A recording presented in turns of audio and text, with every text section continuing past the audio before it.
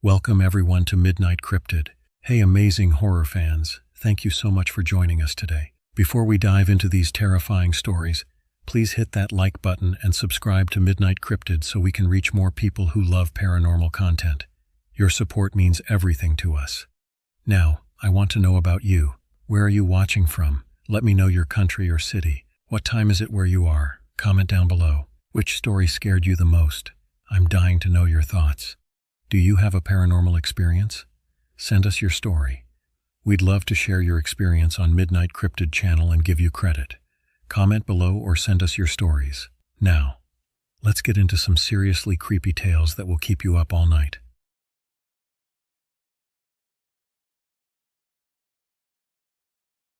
I know I saw a skinwalker, but no one believes me. So this all happened when I was 12. But I remember it like yesterday. I used to hang out with a girl named Lilith. Her house is right on the edge of the Appalachian Mountains. The woods behind her house stretch to the trail too. We had made our own little trail through the woods, marked with tree markers. One night around 9 p.m., we had decided to go on a walk by ourselves, which we never do. And about an hour into the walk, we started hearing something walking with us. We checked around us, but shrugged it off since it's still the woods, and there are animals everywhere. As we kept walking, we heard her mum yell to us. We usually could hear her if we were close to the house, but her mum never stepped foot in the woods. She swears that the woods would take her if she did. So we went to turn around and go back to the house. But then we both remembered we were an hour into the walk and nowhere near the house. We started walking back anyway, not wanting to stay in the woods anymore, especially since it was dark and we were now scared. We heard something running behind us, and we quickly checked, but there was nothing there. About half an hour into the walk back, we heard something walking with us again. This time we ignored it, and I think that made it mad. I was very alert now, paranoid and trying to pay attention to every little sound. As I was looking at the group, I noticed Lilith's feet stop walking, and I looked back at her. She looked terrified. I had asked her what was wrong with her walk. She said something about seeing someone in front of us, but I didn't fully pay attention. I just looked ahead and didn't see anything. I told her to stop trying to scare me, thinking she was just trying to freak me out. I was soon proven very wrong. About 10 minutes from her house, I heard her mum yell to us again, but it sounded wrong, like her mum but as if she were sick. The voice had a rasp in it and sounded like a radio broadcast. We started walking faster, but about 20 feet ahead of us, we finally saw what was messing with us. It ran across the trail quickly. I saw what it looked like, and I was terrified. It was tall, like 7 to 8 feet tall, inhumanly skinny, pale, and naked. Its arms hung low to its knees, and its fingers were lanky and bony, but it had no face. Its fingers had the space for eyes but didn't have them. We ran back and didn't tell anyone. She refuses to talk about it, and the people I've told refuse to believe me, saying I didn't know what I saw because I was young. But I know what I saw. I know it was real.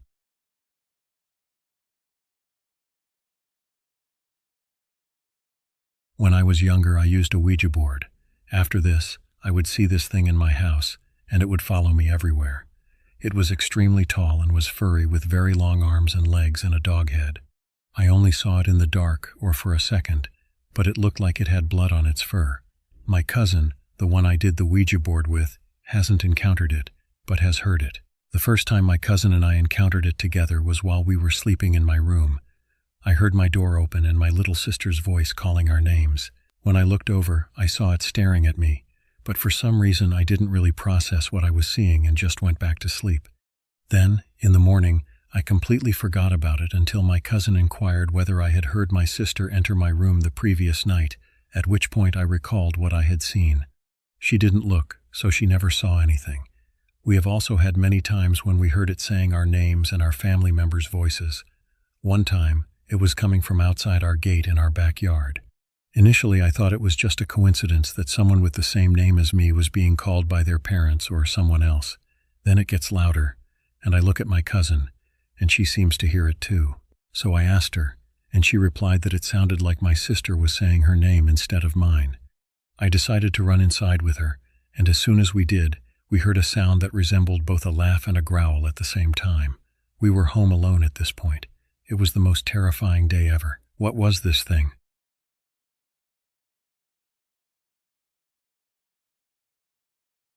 I lived with my grandma. She was Italian, so she had one of those formal dining rooms with the chandelier, a buffet with a big mirror over it, a big table with a lace tablecloth, and the whole deal. One day I was in the living room, which sat parallel to the dining room. My grandma asked me to go upstairs and get her something. She was busy cooking. As I started going up the stairs, I had that eerie feeling of being watched, goosebumps and all. I looked to the top of the stairs to see if something was up there. There was nothing. Just then something caught my eye down low. I looked into the mirror in that dining room from my vantage point on the steps and saw reflected in there an entire dinner party. The ladies were wearing floofy hoop dresses with updo hairstyles, and the men had on dressy suits. They were clanking silverware and laughing and talking. Holy crap, it scared me so bad. I screamed and shot up the stairs. My grandma came running, and I was huffing and puffing, trying to explain to her what happened. She walked me down to show me that nothing was there, and indeed, nothing was there, but for the rest of her life. About every 5 to 10 years or so, she would ask me to describe to her exactly what I saw that day.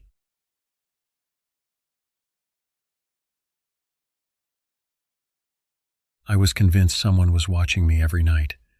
I don't know if people will believe this, and honestly, sometimes I don't even know what to believe myself. Back in 2024, I moved to Kota, India. For those who don't know, Kota is basically a city where hundreds of thousands of students move every year to prepare for extremely competitive college entrance exams. It was my first time ever living away from home.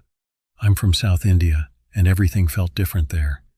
At first I had a roommate, but after some time he changed hostels, and my warden shifted me to the 7th floor.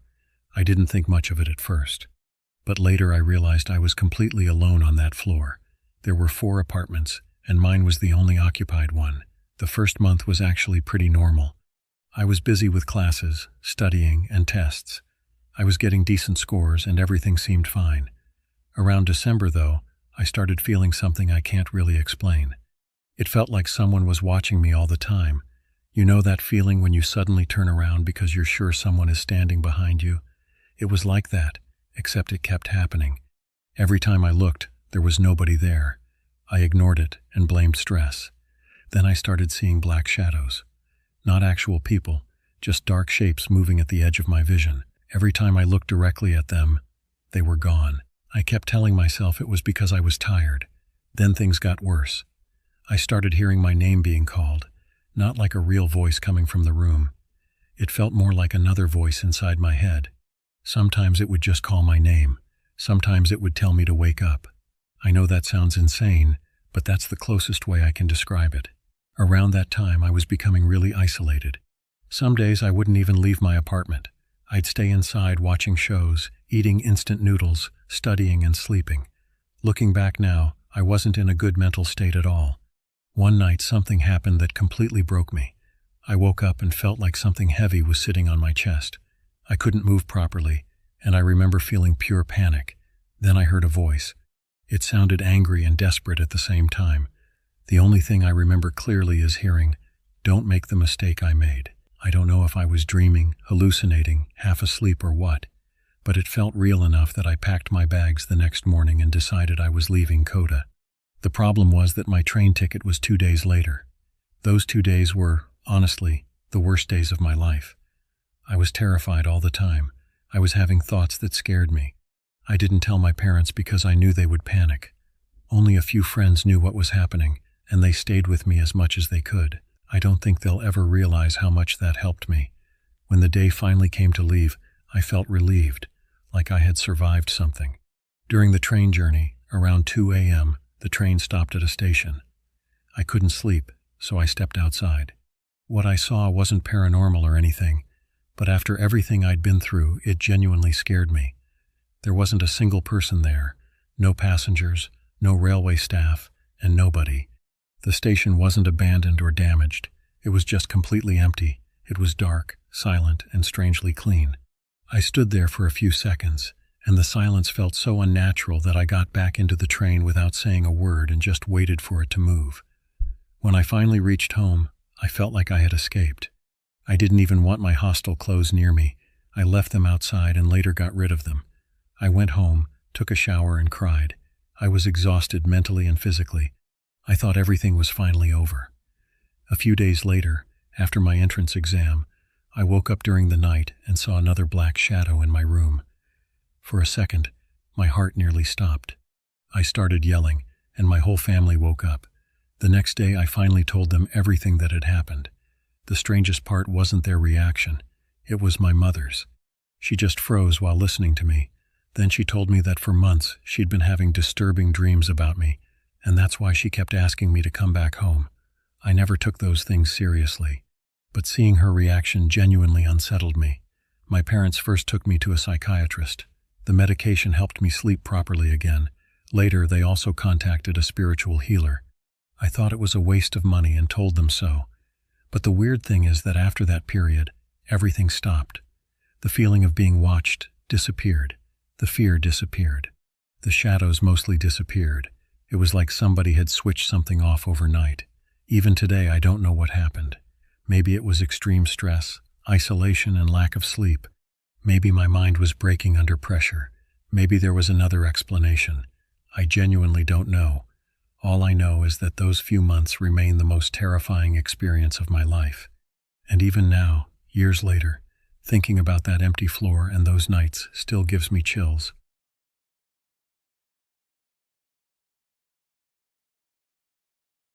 He said he saw it standing by the side of the road while he was in his car driving through the forest on a hunting day. No one in my family believed him, and they would laugh about it when he brought it up.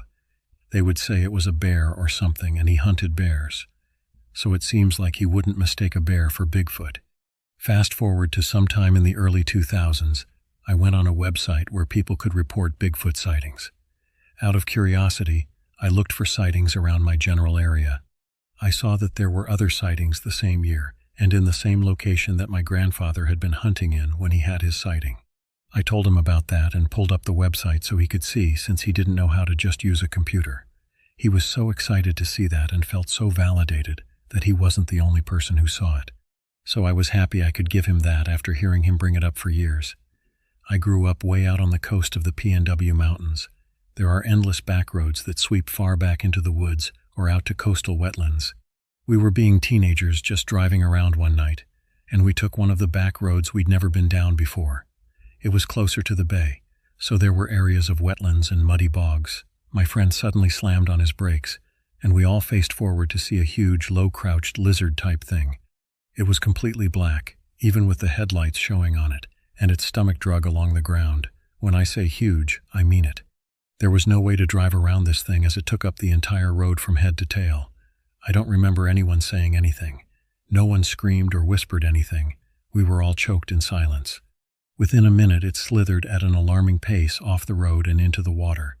My friend put his SUV in reverse and floored it out of there, deciding there was no way we were going down the road any further. No one believed us. We were not intoxicated with anything.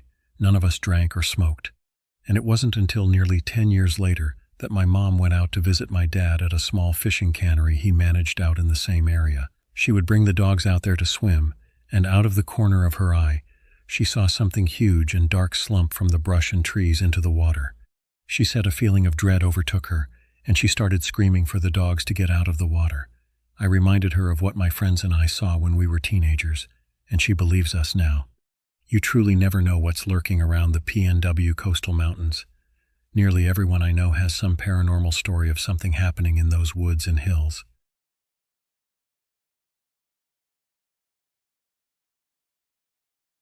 A short yet terrifying account.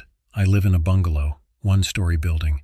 My room is at the back of the house, and directly opposite is a window with blackout curtains. This incident occurred a few months ago, but at that time, I was experiencing difficulty sleeping due to stress. Anyway, I had just gotten home from college. I had had such an exhausting day, so I came into my room, removed my shoes and my socks, and lay down on my bed. Since it was still daylight when I entered my room, I didn't think to close my curtains. I woke up at some point during the dark and looked to my window, as I had fallen asleep by accident, to find a strange shape peering through. Now, because I was tired, I had just assumed that I was seeing things, so I got up, put on my slippers, and went into the bathroom to splash some water into my face so I could see a little better. Once I had done this, I returned to my bed to look outside the window. only now the strange shape had moved slightly to the left toward the neighbor's garden. However, instead of it being odd-shaped, it now looks rather like a head. Now what makes this scarier is that it was solid. It wasn't transparent. It was like it was there. I knew it was facing me, although it had no facial features. I didn't think it could be human, as it didn't have ears, hair, or anything like that. Yet I knew it was intelligent, as I could feel it looking at me with intent. My Nan had come into my room checking in on me. I told her that I was fine, and she left me to my devices. For some reason during this conversation with my Nan, I had momentarily forgotten the immense fear I was in moments ago. I looked through the window only to find this creature vanish. This has creeped me out ever since, and yet I have no idea what it was, although on the other hand, whatever it was has not yet returned.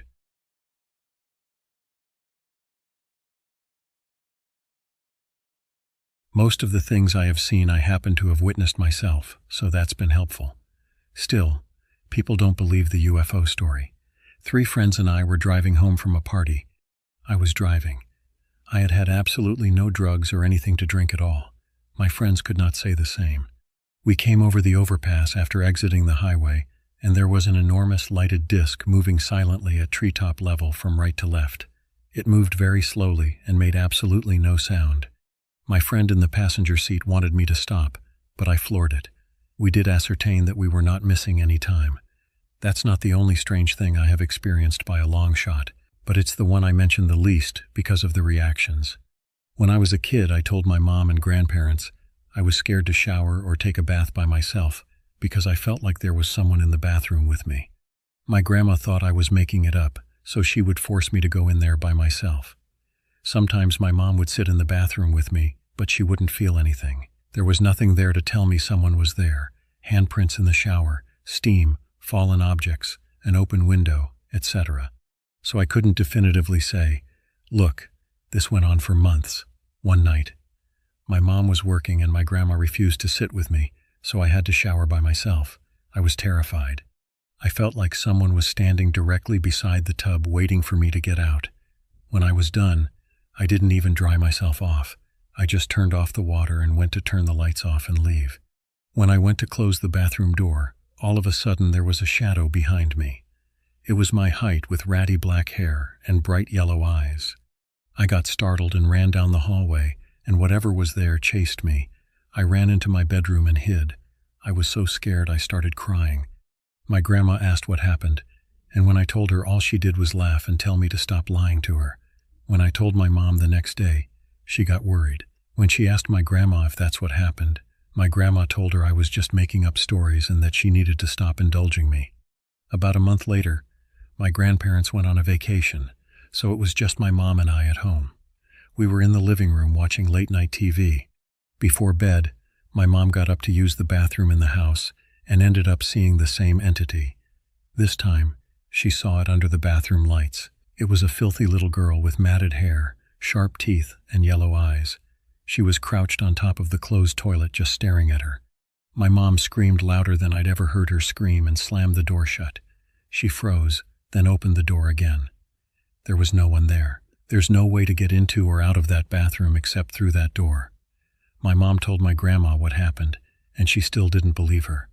One weird thing about that is that it was an entirely different bathroom in the house than the one I had originally seen the girl/the entity in.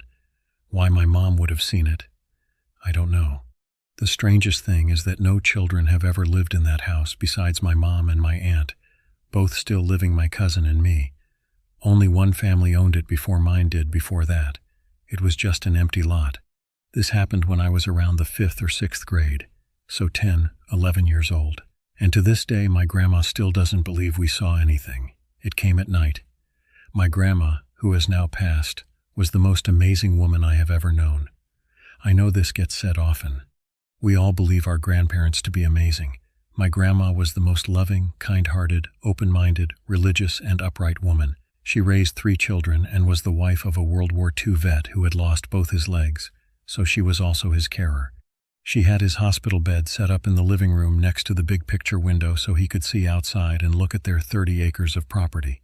She slept in the bedroom right next to him so she could hear him. And if he needed anything, he would ring his little bell. Her mother passed away, and soon after she started to receive visits from her at night. She decided to tell my dad about this, who is also a man of faith. He asked her what happens when she visits. She replied, "Well, we just talk." He asked, "What do you talk about?" And she replied, "About anything and everything. We just talk." He said, "Well, next time she visits, ask her, 'In Jesus' name, who are you?'" And she agreed. Not too long later, my grandma was lying in her bed and her mother came in her room to visit. She was standing at the end of the bed and they had their talk. And when they were finished for the night, my grandma said, "Oh, by the way, I am supposed to ask you in Jesus' name, who are you?" Then what she thought was, her mother transformed into something else and said devil and disappeared. If she were still alive, I know she would have wanted me to share this experience with others, so this is for her.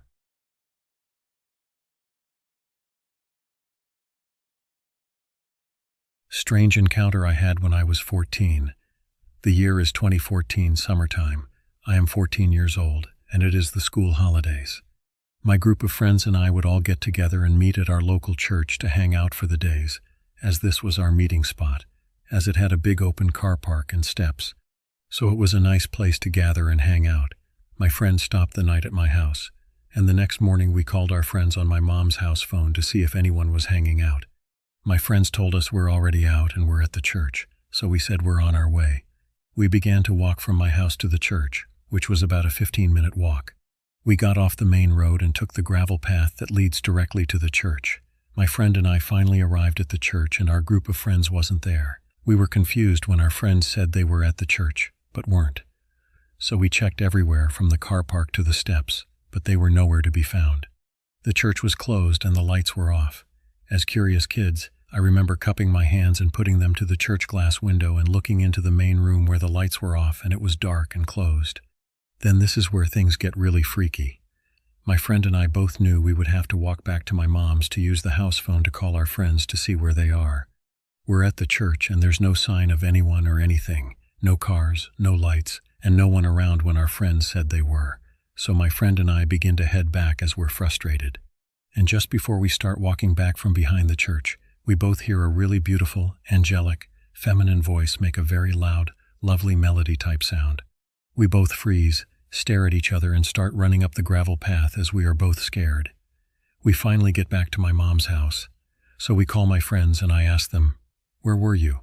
They say, "What do you mean? We're still here. We haven't moved and we haven't seen you." My friend and I were stunned as we had just been down at the church. So we told our friends to stay there, and we raced back down to the church. When we arrive at the church for a second time, there are loads of cars parked at the car park. The church lights are on, they're having an event, and there are loads of people outside and inside the church. My friend and I were stunned. And when we approached my friends, the first question I asked was, "How long has the church been open?" The caretaker of the church replied that it had been open since the morning. I know this would be hard to believe if it weren't for experiencing it with a friend. I still speak to this friend, and now that I'm 25, we both still can't explain what happened that day, often discussing it together. I am very curious to see what others think.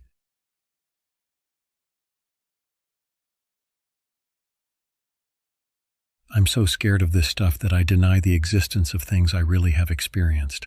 I have always felt a presence or presences in other people's houses. Once I was living with my surrogate father, and when I was going to sleep, it would feel like someone was sitting on the end of the couch and patting my leg. It was a comforting presence. I never said anything to my surrogate father about it. One day he says he needs to talk to me outside. I go out on the porch, and he tells me that something was touching his bed last night. He said, I was lying there, not asleep yet, and it felt like someone sat on the bed and was tapping on it. I reached for my gun, and it stopped. I then told him about my experience, and that it didn't feel like a bad spirit. He didn't feel threatened either, just scared it could have been an intruder. As a child, I experienced strange sensations, and once, while my sister and I were playing roughly, she pushed me, causing me to nearly fall down the stairs. I swear to God. Something held me and pushed me back to the landing. There was no logical or scientific reason I came flying forward when I was falling backwards down the stairs. I now feel something in my new house. I always feel like I'm being watched. And one day my daughter came over and she said, Mom, I don't like it out here. I feel like someone's watching me. I had never mentioned to her or anyone. I felt like I was being watched. I told her not to worry because I know fear can amplify some spirits. The spirit I sense here is frightening. It does not feel positive. Now I sage my house, Palo Santo my house, and draw salt lines at my door. I don't feel anything inside, but I feel it outside, like it's watching me through my windows and when I'm outside. I try to deny that I believe in this stuff because it terrifies me.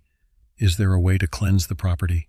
Because I feel so uneasy and terrified around this spirit. I know I sound crazy, but I am constantly feeling like I'm being watched since I moved in.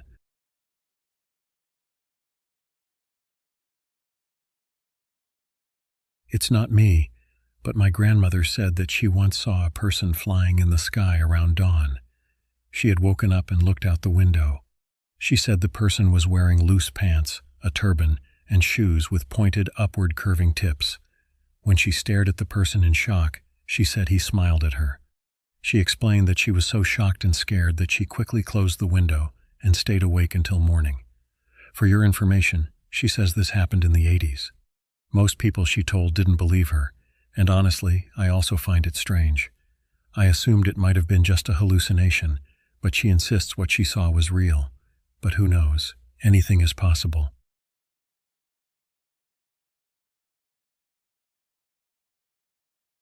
My friend and I used to skate all the time in these ditches by my apartment complex, and we would also go in there to smoke.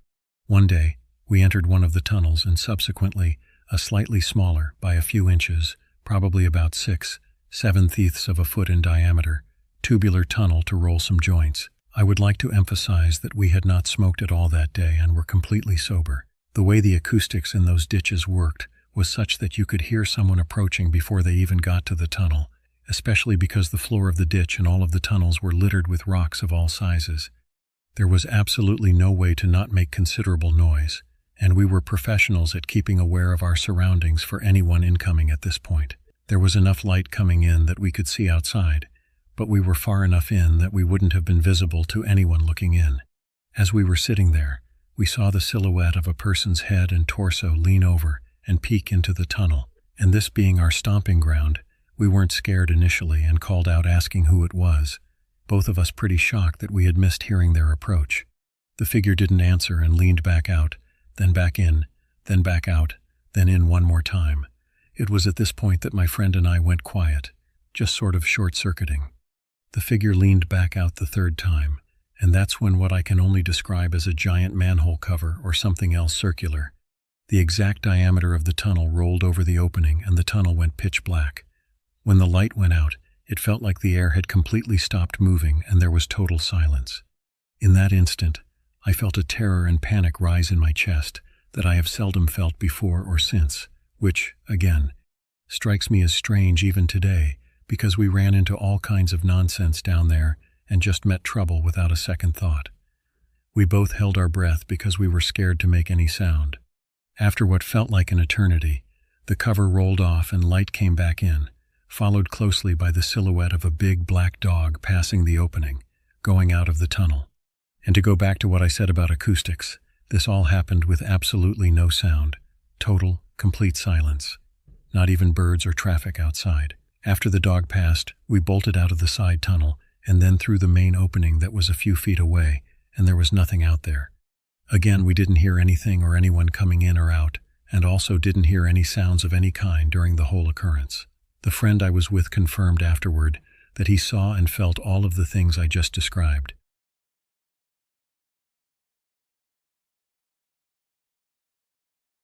This is my first time sharing this. It's something I will always remember. When I was around 16 years old, I lived within walking distance to one of my best friends. One day after school, we were hanging out near her place in a local park. It's a quiet suburban area, so there are not many people around. It really feels like just us. We're talking about random things all afternoon until the sun starts to set. We decide to walk back to my place before it gets dark. I remember vividly the setting sun, the sun casting an orange glow over the entire scene. We're walking down a straight road, and ahead of us on the left there's a bus stop. We're not super close, but not super far either. We notice a dog hanging around the bus stop, just kind of meandering about. I don't remember if we shared any words about it at this point. But in our heads, we definitely had the intention of crossing paths with it to see if maybe it was lost or something. We can only see its silhouette due to the sun setting behind it, but it's a larger dog. Then as we got closer, we were both keeping eyes on the dog casually as we approached, about the distance where, if you were to be speaking to a person, you would be raising your voice to be heard clearly. The dog all of a sudden stands up on two legs and turns into a person, a man, and he walked away around the corner into a side street before we could get close. It was a dog, and then it stood up, and it was a man. I don't know how else to describe it. It was 100% a dog for over a minute or so as we were walking about, hanging around a bus stop. Why would a man hang around a bus stop only to walk away as we approached? We both were shocked and looked at each other like, that was a dog, right? Yes. We both kind of laughed it off, but still couldn't explain what we just saw. I think about this all the time. I'm older now. I've seen more things. I have more experience. Lots of things I didn't understand when I was a kid I can view through an adult lens now, but not this.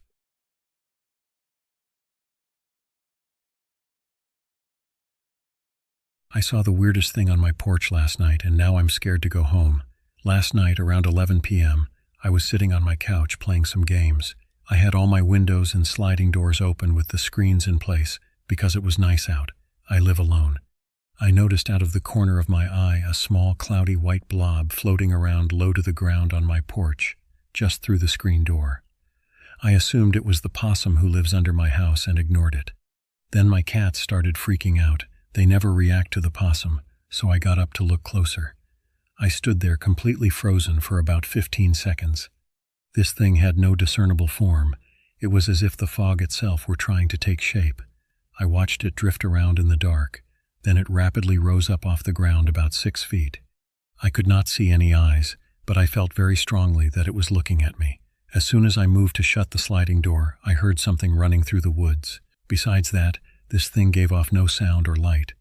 I thought maybe it was a bear, but I can always hear loud huffing when a bear gets that close. If this thing were a bear, I would have been able to smell it. It was so close. Imagine if the ghost of a six-gilled shark were bobbing around in the dark. That's what it looked like. I have never seen or experienced anything like that before.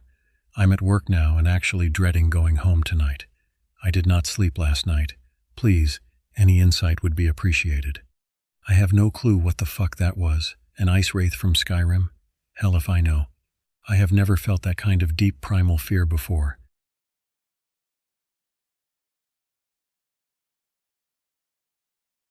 My house was haunted when I was growing up.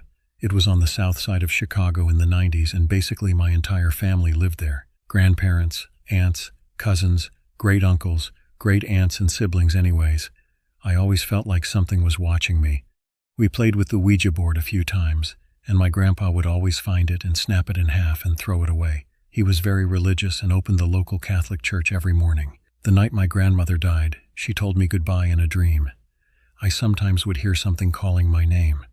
I even approached my mother and inquired why she was calling me, to which she responded that she had not called me. Stuff like that happened pretty consistently. The one big thing that happened to me still lives in my mind rent-free. I dwell on it, thinking about anything that could have explained it. But it's no use. Nothing explains what I experienced. I would always have to sleep with someone.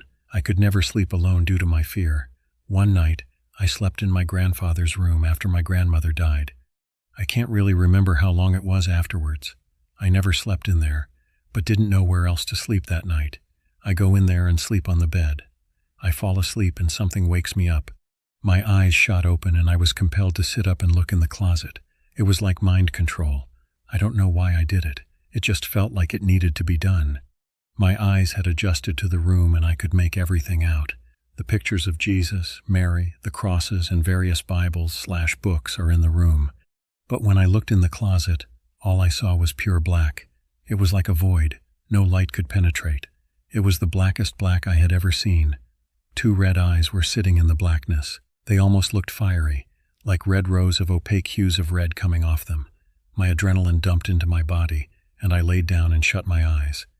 I don't know how long I pretended to sleep, but it felt like forever. My next memory is of waking up to find the entire house empty, realizing I had been sleeping there with that thing for several hours.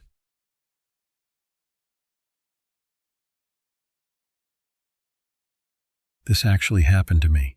Anyone have any ideas? Now this happened a good few years ago, so it wasn't yesterday, so some of what I am about to tell you about is a little bit fuzzy, but like the title says, this did actually happen to me. Believe it or not, I stay in a house that is not too old. Be lucky if it's 30 years old, this place. The family came into a bit of money thanks to a lottery win, so we managed to actually buy this house when it was just a new build at a great price. We have had a good few things happen in this house that I can't explain, like voices calling my name, shadow movement, plates flying off a table, and many more. But these happenings will be for another time here. This one night I will never forget. It really did scare me quite a bit. I was asleep in bed one night, nothing unusual about that. I woke up to the face of an old man looking down at me. The face was full of wrinkles and had a beard. The face of the old man looked very, very angry. I am sure I let out a scream as it terrified me quite a bit. As soon as I screamed, the face vanished into thin air. I was left looking at the ceiling where the face appeared from. That night, I could not fall asleep again. I told a few friends about this incident, and they thought I was making things up and called me paranoid and a liar. This face did appear. I swear by it. Roll on a few years later, and I had friends over. We were having a few drinks. My brother was with us. He started telling a story about something that he experienced in the house. Believe it or not, it was the exact same thing that happened to me. Now, I never told my brother about my experience. He had no idea about it. Just my friends did. My friend's face turned white and looked at me once his story was told. Maybe now they believed me? Is this a coincidence? Did we see the same face in the house? The strange thing is that we know we are related to a witch here who was ended years ago. An uncle had traced our family tree and found out we were descendants of this witch in the area. She was ended because of her practices. We had things happen to us in a precious house in the same village. Can things follow and attach themselves to you? Would love to hear everyone's thoughts on this. Thanks for listening.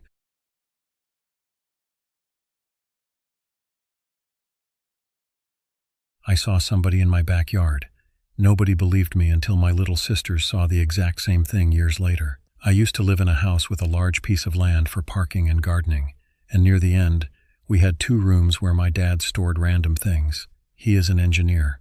So we had lots of machinery, parts and tools just lying around in that room. Heck, I'm sure you could discover new insects in those rooms. It was a complete mess while living there. I always had a specific recurring dream that someone was living in those rooms, but I dismissed it. Then one day it was dark and my mom sent me to the other side to get her something. It was usual and I wasn't scared. I do this all the time, but that one unfortunate night I saw something. It was a woman. She had really long hair and her skin was white, almost like neon white. She was glowing. We were 2 inches apart. I remember looking at that thing for what felt like ages but was only a second. I'm not exaggerating when I say I ran faster than Usain Bolt while trying to get back into the house. I never told anyone about this and dismissed it, thinking I was hallucinating. Years later, during a family get-together late at night when the electricity went off, my little sisters peeked outside from our living room, and both of them screamed, telling everyone they saw a white person walking towards those rooms, and then it clicks with me. We saw the glowing lady, and apparently she is here often, until one day this guy comes into our house and tells us to clean all the clutter we've put in that room as it attracts negative energies. My dad cleaned those rooms, and after that the dream stopped.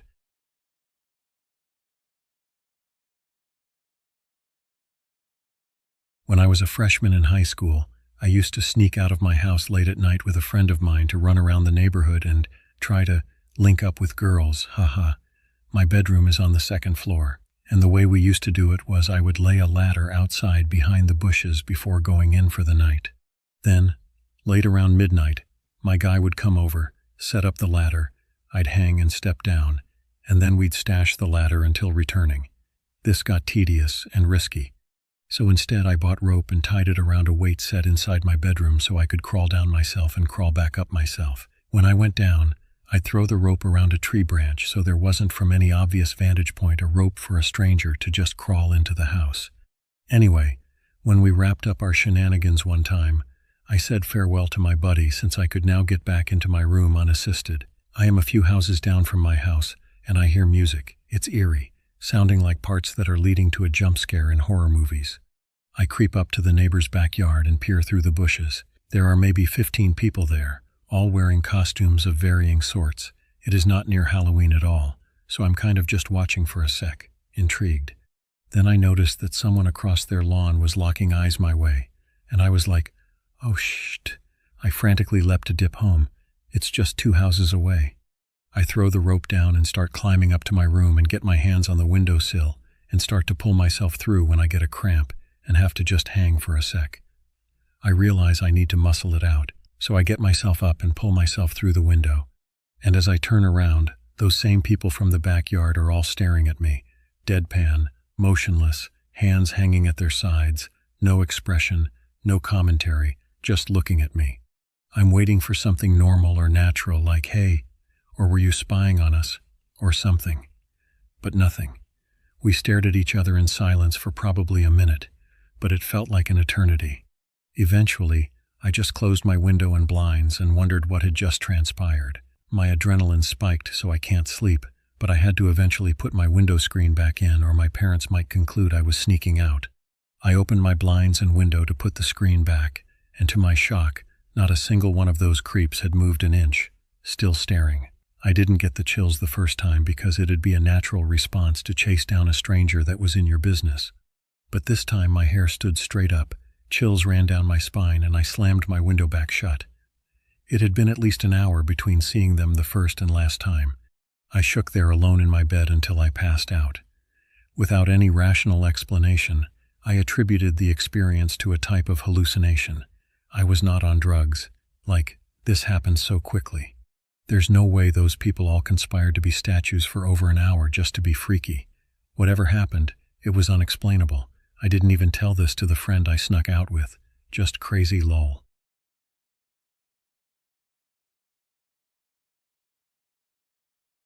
When I was 11 or 12, I was playing the Ouija board with my best friend at her house. There were no other people home, no pets. We had been in a phase of using the Ouija board for a few months and were always successful at talking to someone. The things it said did not seem to be caused by one of us.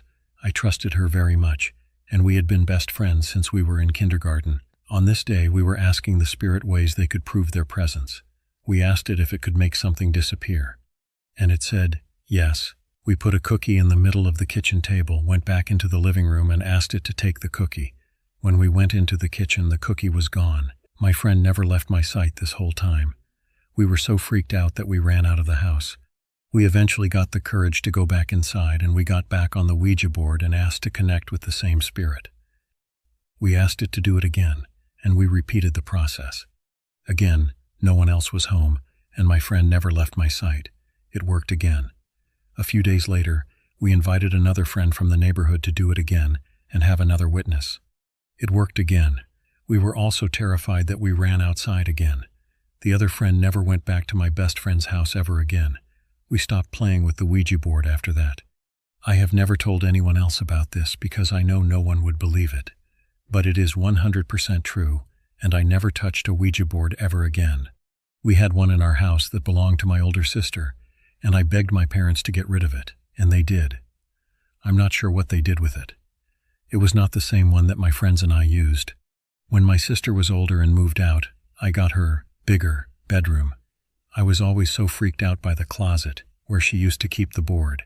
There was always an oppressive feeling in the room. I'll never let my kids use a Ouija board. I swear on my life this was real.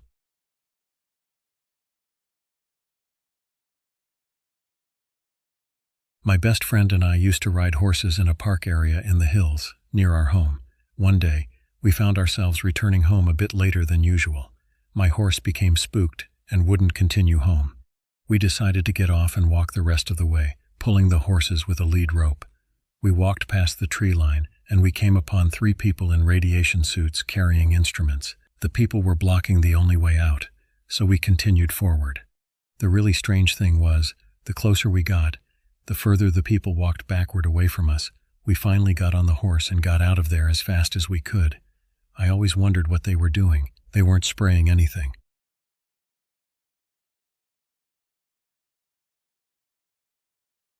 I've been thinking about sharing this story for a while now, but I am worried about not being able to explain it well enough for no one believing me. I used to be very frightened about this, but now that I am older, I'm curious if anyone else has had an experience like mine. This took place around 16 years ago, before I moved to Norway. I lived in Southern California, where I was born and raised, and where the incident took place. I am not exactly sure if I was 16 or 17 years old at the time, but it was somewhere around there. I am close with my mom and my grandma, and we lived together at this time. In the afternoons, it was common that we would run our errands together and maybe pick up dinner before going back home. One afternoon, I went along with my grandma on a trip to the pharmacy. The pharmacy was in a strip mall shopping center that we visited often because our bank, grocery store, and favorite Chinese food place were also located there. Anyway, this afternoon I sat in the passenger seat of my grandma's car while she went inside the pharmacy. It was still daylight, and the parking lot had a normal amount of cars and people walking into the stores. The parking spots nearest to the side of the car I was sitting on were not taken, so there were probably 2 or 3 empty spaces next to me. While I was sitting in the car, I noticed movement in the corner of my eye, so I turned my head and saw something standing in an empty spot a few spots over from our car. What I saw shocked me. It was a very tall figure, maybe 8 feet tall. It resembled a human male, except the face had no distinguishing features other than looking extremely melted. This is the part that I find difficult to explain. The face wasn't melted as in looking drippy. It looked more like a peach-colored melted wax or plastic face. I don't remember seeing eyes, just places where eyes should be. It also had a very high and unnatural hairline. The hair it had resembled an extremely frizzy Brillo pad wig that was melted/burned onto the head. The color was rust. I do not remember what it was wearing. It was standing there and waving excitedly at me. Its arms were just waving eagerly at me, like it was a friend who was excited to see me. The moment I looked at it, I was so shocked and scared that I immediately looked away. I had a horrible feeling from seeing it, but mostly I was stunned. I remember saying, "What the fuck? What the fuck? What the fuck?" in my head. When I turned my head away from it, it was immediately at my window. It didn't walk or run. It was just suddenly there in an instant. I was looking straight ahead while it was there at my window. It seemed to be bent over at the waist and its face was really close to the glass. It was still having its hand in an annoying and crazed greeting. I didn't know what to do. The fear felt like a punch to the gut. I was a dumb teenager, so I pretended to be changing the radio channel, ignoring it. After a moment, I didn't see it in the corner of my eye at the window. I turned my head to look. Nothing was there. I locked the car door and looked in the rearview mirror. Nothing was there. I looked all around the parking lot from inside the car. Nothing. If it were a person, I should have been able to see it walking away from the car or walking into a store. This thing had just vanished. I was so freaked out that I became emotional and started crying. My grandma came back to the car from the pharmacy and I told her what happened. She could see that I was obviously upset. She listened to what happened as we drove home. When we arrived home, I went straight to my mom and told her what happened too. I was still in tears, and she comforted me. They both believed me, but I could barely believe it myself. I've had a hard time telling this story for a long time because I would become teary trying to tell it. It was scary, and it was such an uncomfortable feeling to see someone that I know could not be human. I don't know what that thing was, but I know that if I were to see something similar between then and now, I would have gone to the doctor to discuss possible schizophrenia because I am sure of what I saw, and it just doesn't make sense. We continued to run our errands at that shopping center, but I never sat alone in the car again. I also remember declining to join my mom on a late-night trip to the pharmacy just some years ago because it would be dark and I don't want to see anything like it again. A few things that I remember that I want to add. I've been around the shopping center my whole life and I have not heard of anyone having any unusual incidents there. It is not a creepy place. It's literally just a buzzing little strip mall. It was not a person in a costume. The figure was way too tall, and it was way too fast when it teleported or whatever to my window.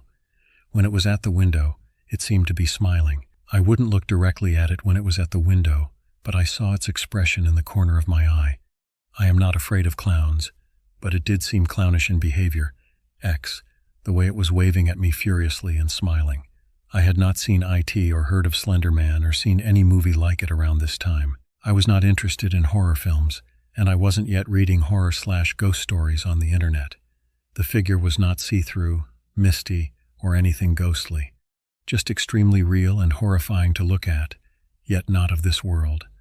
I don't have any psychological conditions. I wasn't experimenting with spells or Ouija boards, and I was not using drugs/alcohol, so I can rule those out. Has anyone else seen or heard of something like this or had any ideas about what happened?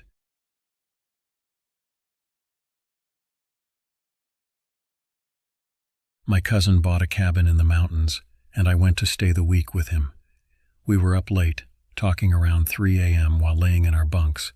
Suddenly, we heard a woman singing an extremely beautiful ballad that seemed to be emanating from the woods. It went on for a good half an hour. We were frozen in fear. Eventually, it subsided, but neither of us got any sleep that night. A few days later, we're grilling burgers, and we invite the neighbors, an older married couple. We're laughing and having a good time when my cousin mentions the singing in the forest. Suddenly, they both get quiet. The husband looks at us and goes, "Oh, you met sad Sarah. She's missing her children. Those woods are her turf. You leave her alone, and she won't bother you." We didn't pry further, and the mood lightened back up. My cousin sold it 6 months later, and I can't blame him. We've only spoken about it between ourselves because we figured people would think we're crazy. Has anyone else encountered this?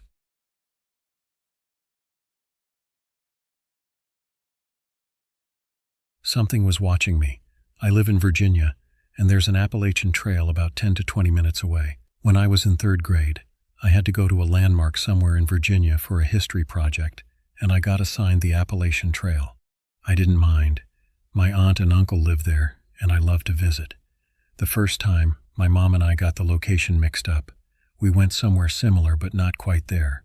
Throughout the entire experience, I felt uneasy. I have anxiety, so I dismissed it as a normal reaction. We came back again the next day, this time to the actual trail. My mom and I hiked about 8 miles up and 8 miles back. The entire time, I was terrified. My mom knew something was up, but I didn't say anything, so we continued. Something was watching me, and I could feel it. A few years later, I went to my aunt and uncle's house. My entire family was there, so I left to decompress. I heard what sounded like a scream about 5 minutes later. I just brushed it off. They'd seen plenty of mountain lions in the area, and it sounded very far away. About 3 minutes later, I heard one of the dogs begin barking. They bark and play all the time, so again, I just ignored it. Then my dog ran past me. She wasn't playing. She didn't have a ball in her mouth or a dead animal or anything. She just ran. By now, my hands were shaking. I began jogging back to the house. Fast enough to not stay in the woods for long, but slow enough that I could just say I wanted to run. I saw something from the corner of my eye, a tall, thin creature with thin limbs and big black eyes. It felt like I couldn't breathe, my heart pounding loud enough that I was sure the thing could hear it. I took off towards the house. By the time I got there, I was crying. I explained it to my sister, who believed me immediately. We'd never lied to each other, and I had no reason to. I hate crying. And she knows this and knows that I wouldn't fake cry just to prank someone. I don't know what it was, but I've heard similar stories from here. So I want to ask, what did I see?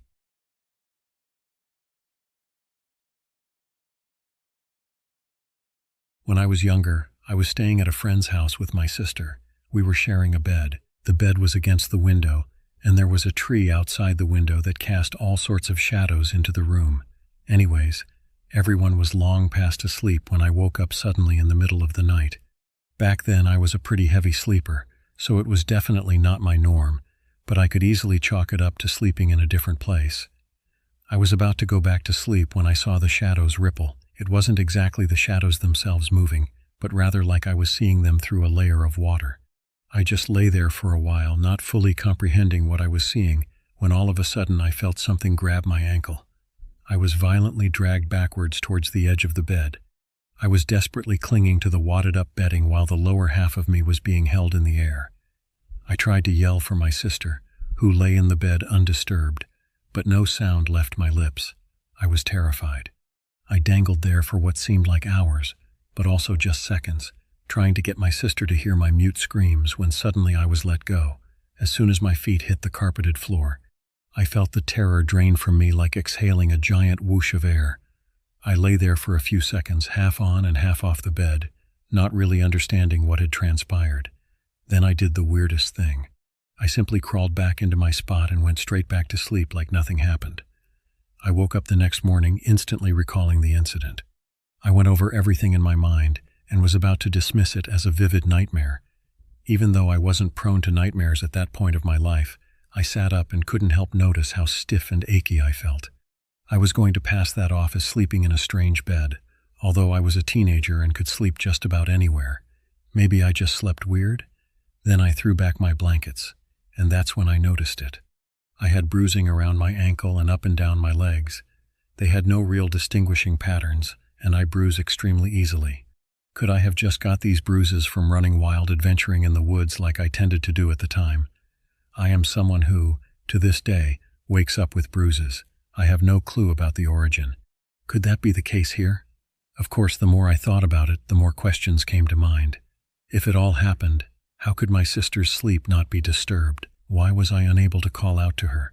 After such an incident, how was I able to go back to sleep rather than running screaming out of the room? Finally, I had slept at the house many times over the years, although not in that room, and nothing had ever happened before that night. Why now? That is what makes this my most terrifying experience. I don't know if it actually happened or if it was all a nightmare that my subconscious conjured up. There are so many unanswered questions. It's been over 20 years, and I still am unable to make sense of the incident.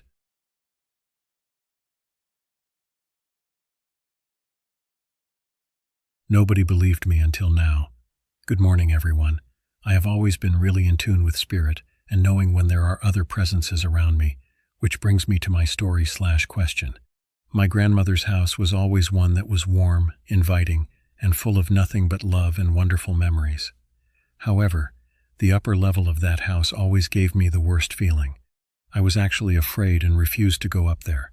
There were a couple times where I had no choice and had to go up there to get stuff for my grandma, and I can't explain the sinister feelings I got. My hands are sweating as I'm typing this, thinking about it. She's in a senior living home now, and my dad just got a text from the new owners asking if doors ever open or shut on their own on the upper level of the house. They said there have been several times where doors have opened when they were closed completely, not just ajar, and most recently, they've been closing softly on their own, but with a click. The kind that only happens when you gently pull a door all the way shut. Nobody ever believed me when I said there was something creepy about the upstairs, but now they do. So my question is this. For a house that has no negative backstory and hasn't had anything bad happen in the home, where do negative feelings and clearly haunted vibes come from?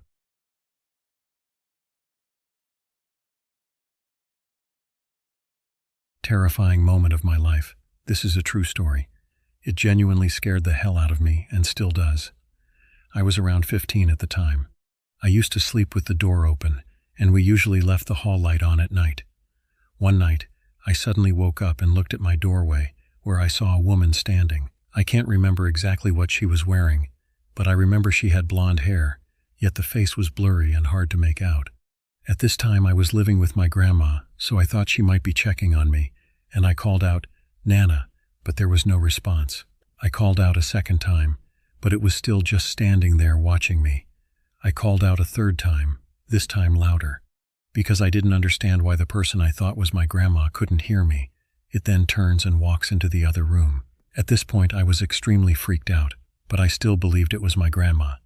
So I got up, walked into the room she had entered, and found the light off and the room empty. When I tell you I sprinted to my grandma's room, I mean it. Sure enough, my grandma was still in bed. I start crying uncontrollably, and my grandma comforts me and tries to tell me that it was a good spirit. Mind you, I don't have sleep paralysis, and I was fully able to move the whole encounter. I'm 30, and it still bothers me. My grandma and I ghost hunt together regularly now, but I have yet to ever have anything like that happen since.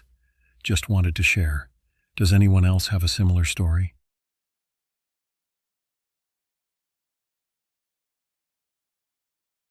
I saw a strange woman inside my house. Guys, I don't want to make this too long. Right now it's 1 a.m. in the country I'm currently in. We just came back from the beach. My grandmother was sleeping downstairs, so my mom, dad, and I went upstairs so we wouldn't disturb her. The house has 2 floors, but the stairs for the other floor are outside, so the downstairs and upstairs aren't connected from inside. While my mom and dad were waiting on the balcony, I went to take a shower and wash my hair. After I finished and opened the bathroom door, I almost screamed because of what I saw. I saw a strange woman who looked like my mom, but wasn't my mom. The clearest thing I remember is that when I suddenly opened the door, she looked shocked and scared. It only took seconds for her to disappear after I saw her. I remember it very clearly, especially because this happened only about 10 minutes ago while I was writing this. At first I thought the woman was my mom, but it wasn't her. Her face didn't look like my mom's, and even her clothes were different. I don't know, only her height and body shape were similar. Other than that, I think she was wearing normal clothes, but I'm absolutely sure she looked surprised and frightened. Our current house is next to a cemetery. As much as I don't want to admit it, it feels terrifying. But I've never experienced anything like this in this house before. The place we're staying in isn't completely isolated, but it's not crowded either. Also, far behind our house there's a forest, although it's pretty far away and the trees are sparse. I honestly don't know. I probably won't be able to sleep comfortably tonight.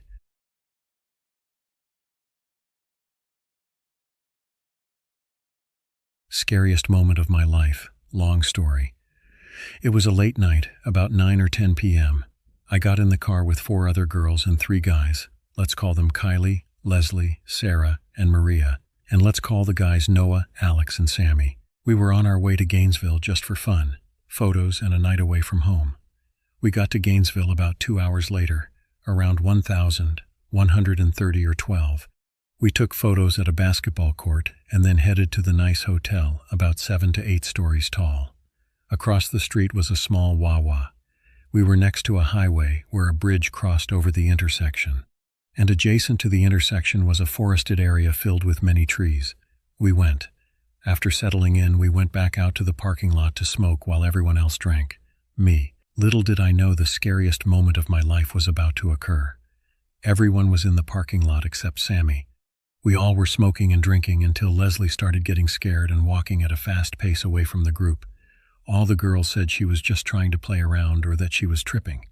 I was the only one who followed her to make sure she was all right. I followed her behind 2 cars from the group that sat at the back of our vehicle. As I followed her, she got more scared, almost as if she were going to cry. She said, "It's coming." My heart dropped. I was confused as I tried to calm her down, asking her what was coming. She got more upset, continuing to say, "It's coming, bro." Not even a few seconds after she said it the second time, we heard a deafening scream. This scream did not sound human or animal. It made my heart drop, as if something were telling me that it wasn't a human or a regular animal. The weirdest part of the situation is I jogged up to the group and they weren't fazed. I asked everyone, did they not just hear that? They didn't hear it, which seems impossible given the volume of the scream. It was deafening how loud the scream was. I and Leslie ran into the hotel from the parking lot and even asked the front desk. This was something you would hear from inside the hotel as well. They did not hear it. We looked almost crazy as if we were on some type of drugs. We said, "Never mind," and went up to the hotel room, where we were both speechless, wondering how nobody else heard it but us, having no idea what was going on or what it was. We entered our hotel room and tried to explain to Sammy what we heard. It looked even crazier to him. He said maybe we should go to sleep or something. We glanced out the window towards the scream we heard. We saw many police vehicles and even SWAT heading in that direction, but no sirens or lights, which made the situation even more eerie. To this day, I will never understand or know what that thing really was or what she meant by it coming. I just hope it never happens again, and I can find some type of answers to what it was that night. I haven't spoken to them since then. I was thinking of reaching out to her to ask her what she remembers.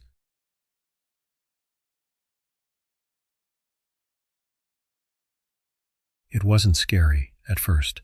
Some friends and I attended an open mic night at the Continental Club in Oakland. It was small, maybe 6 performers, and we stayed afterwards, drinking shots of whiskey and shooting the shit with some other performers, the bartender, and some regulars. The way it's set up is, there's a bar and adjacent, a venue space with a stage, with a short hallway connecting them at the far end of both spaces. I glance over from the bar at one point and see what I can only describe as the silhouette of the lower half of a woman outlined in TV static. She was detailed enough that I could see her knee-length skirt and that she had thick-soled shoes on, like clogs, but faded away into nothingness at the waist. She shuffled sideways and leant on one foot. By her body language, it was clear she was peeking into the bar and then shuffled back into the now dark, empty venue space. I didn't say anything, but in a lull in conversation, I asked the bartender, saying the space is so old with so much history, "Do you think it's haunted?" And he said, "Yes, there was a ghost of a young woman who used to clean. She just never stopped coming to work." Now, I've had experiences before and since, but never a vision like that. For some reason, probably the whiskey, I slipped away from the conversation and stepped just inside the hallway. I just softly said, "Thank you," to her for showing herself. That was special, and we'd be out of her hair soon, and she could have some quiet. I woke up late and a little hungover the next morning, and got on with my day, until I was stricken with this overwhelming sense of loneliness, to the point I started crying and couldn't stop myself. I had to call some friends just to chat. I calmed down and went on with my day. I had to run to the store and came home around dusk. I entered through the back door of my apartment and could see through the kitchen that the light in my living room was flickering on and off.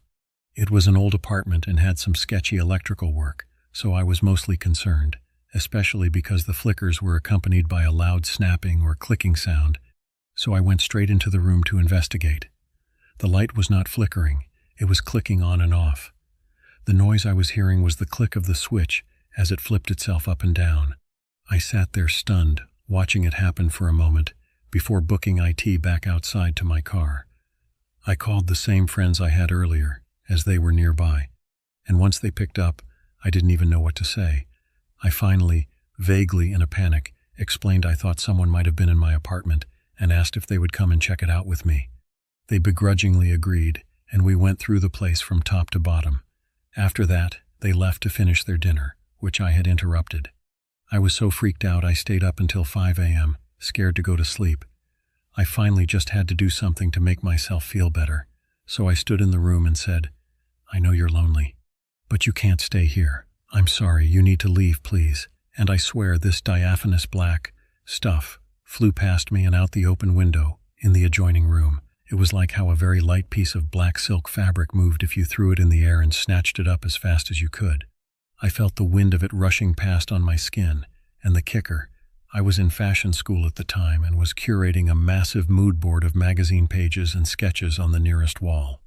Every single one of them fluttered in the direction of the window. I've never been back to the Continental Club, not out of fear. I just don't go out much these days. I always wonder if she made it home or moved on. Or perhaps it was a different entity looking for recognition.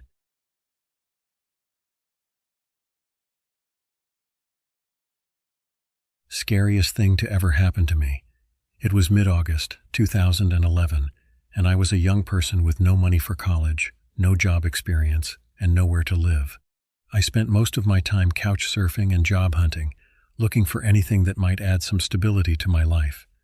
Well, a few months on, I met a man who owned a construction company, and he offered me a job apprenticing with his plumbers. The pay was decent, and I liked the area, so I took him up on it. As my first day approached, it came up that I didn't have anywhere to stay, so this guy, being the gem that he is, offered me a spare bedroom until I could get on my feet and rent my own place. His house was pretty big, at the end of a long gravel drive right where the suburbs of the nearby city ended and the boonies began. His nearest neighbor was on the other side of an acre of fir trees. We got along really well and shared dinner together. He lived alone, so it was an easy situation to adjust to. He knew I was self-conscious about my housing situation, so we'd commute separately, and he didn't tell the team I worked with. The job was good, and I liked working with my hands. Honestly, it seemed like life was really starting for me. Fast forward 3 weeks, and it's now the beginning of September. I start to have dreams about a weird noise at night. It would fade in slowly until it became so loud as to be unbearable. The sound itself is hard to describe, but it was kind of mechanical and oscillating. It would start with a low tone, steadily climb with a rhythmic beeping to a fairly high tone crescendo, and then go back down and repeat over and over again. I remember it becoming so loud my ears would hurt. There was no other substance to the dreams, only the noise. This went on for a week, every night at the same time. I would never wake up when the sound was happening, but the moment it faded away, I would wake up sweating and panting, and always right around 3 a.m. I started to become concerned and asked my boss if he had any trouble sleeping or heard any noise in the night. He said no on both counts, so I figured I was just having a little trouble adjusting to my new life after all. And yes, I did actually check the carbon monoxide detectors the next time he was out of the house. The dreams persisted. I was starting to dread going to sleep. The sound terrified me, and I didn't understand why. I even went as far as to call out of work for a couple of days to try and catch up on some sleep during the day. On the night of my second day off, I couldn't bring myself to go to sleep. I knew I had worked the next day, but anything was better than that god-awful noise. It was about 2 a.m., and I couldn't keep my eyes open anymore. I didn't have a cell phone at the time, and only had a novel to entertain myself with, so staying awake was a losing battle. Sure enough, the sound returned. I remember screaming at myself to wake up, trying to will myself out of my nightmare. Suddenly, the noise stopped, and I did wake up. Only I wasn't in my bed. I was on a kind of table. It was black and felt like stone underneath me. I was on my back, in a shallow depression inset into the table, maybe an inch or two deep. The room I was in was extremely dark, and I couldn't make out the ceiling or the walls. The only source of light was behind me and to the right, and I could hear rustling in that direction. I was terrified. More scared than I've ever been in my life. I resolved in an instant to sit up and look in the direction of the light and rustling sound. I don't claim to understand or know what I saw there, but I do remember what it looked like. It was a being with narrow shoulders and a small frame, almost like a child's. It was wearing skin-tight clothing with no details or adornments that matched the color of its pale gray skin. Its most pronounced feature was its head, which was maybe twice the size of an average adult's, and shaped like an upside-down teardrop. It was bald, and I remember seeing the light catch the shine of its smooth head. I don't know how tall this being was, but I do know that the table I was on came up to its waist. It turned to face me suddenly and honestly seemed surprised to see me sitting up. Its eyes were all black and the size of small apples. I couldn't even see a nose, and its mouth was framed by thin lips, maybe half the size of a human's. As it turned, I could make out that the source of the light was some sort of display that it was interacting with, though I couldn't make out the details in that split second. My fight or flight kicked in, and I made a move to get off the table and run. As I did, this being grabbed a plain black baton from over near the display and quickly but gently touched it to my lower right abdomen. Then pain, excruciating, mind-blowing pain. This is kind of gross, but the closest sensation I can compare it to is an orgasm, only with pleasure swapped for pain. That sensation is the last thing I can remember. I woke up right around 4 a.m. this time and could still feel the pain in my lower abdomen. I pulled my shirt up to look at it and watched a red and purple bruise disappear within moments, taking the pain with it. I called my brother and cried my eyes out. I was absolutely frantic and terrified. I completely forgot myself in that moment and told my brother everything that happened. I'm not proud of how I reacted, but in what felt like moments before, I was experiencing a genuine fear for my life. My brother believed I was experiencing a mental breakdown, which I suppose I somewhat was, and assisted in calming me down. I called out of work again, and my boss later told me he heard me going ballistic on the phone with my brother.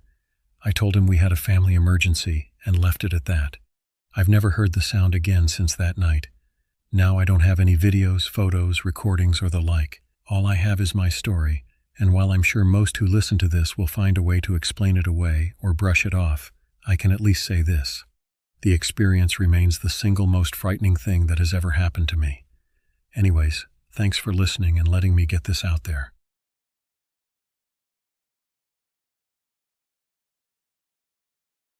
A childhood encounter I still can't explain.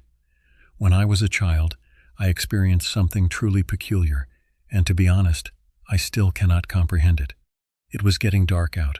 I remember the sky turning that weird blue, and I was playing outside like usual. Out of nowhere, I spotted this woman. She looked completely out of place. She had a crown made entirely of flowers and was covered in them, from her dress to her jewelry, just flowers everywhere. She came right up to me, picked me up like I weighed nothing, and started spinning me around so fast I almost lost track of where I was. The weird thing is, I didn't feel scared at all. It was actually kind of fun. Then, after what felt like ages, she set me back down. My head was spinning, but as I looked at her, she just vanished. Right in front of me. Gone. That's when I started screaming. My mom rushed over, wild with worry. Once I calmed down enough to tell her what happened, she searched all over but didn't find a single trace of anyone. I still don't know who or what I saw that night.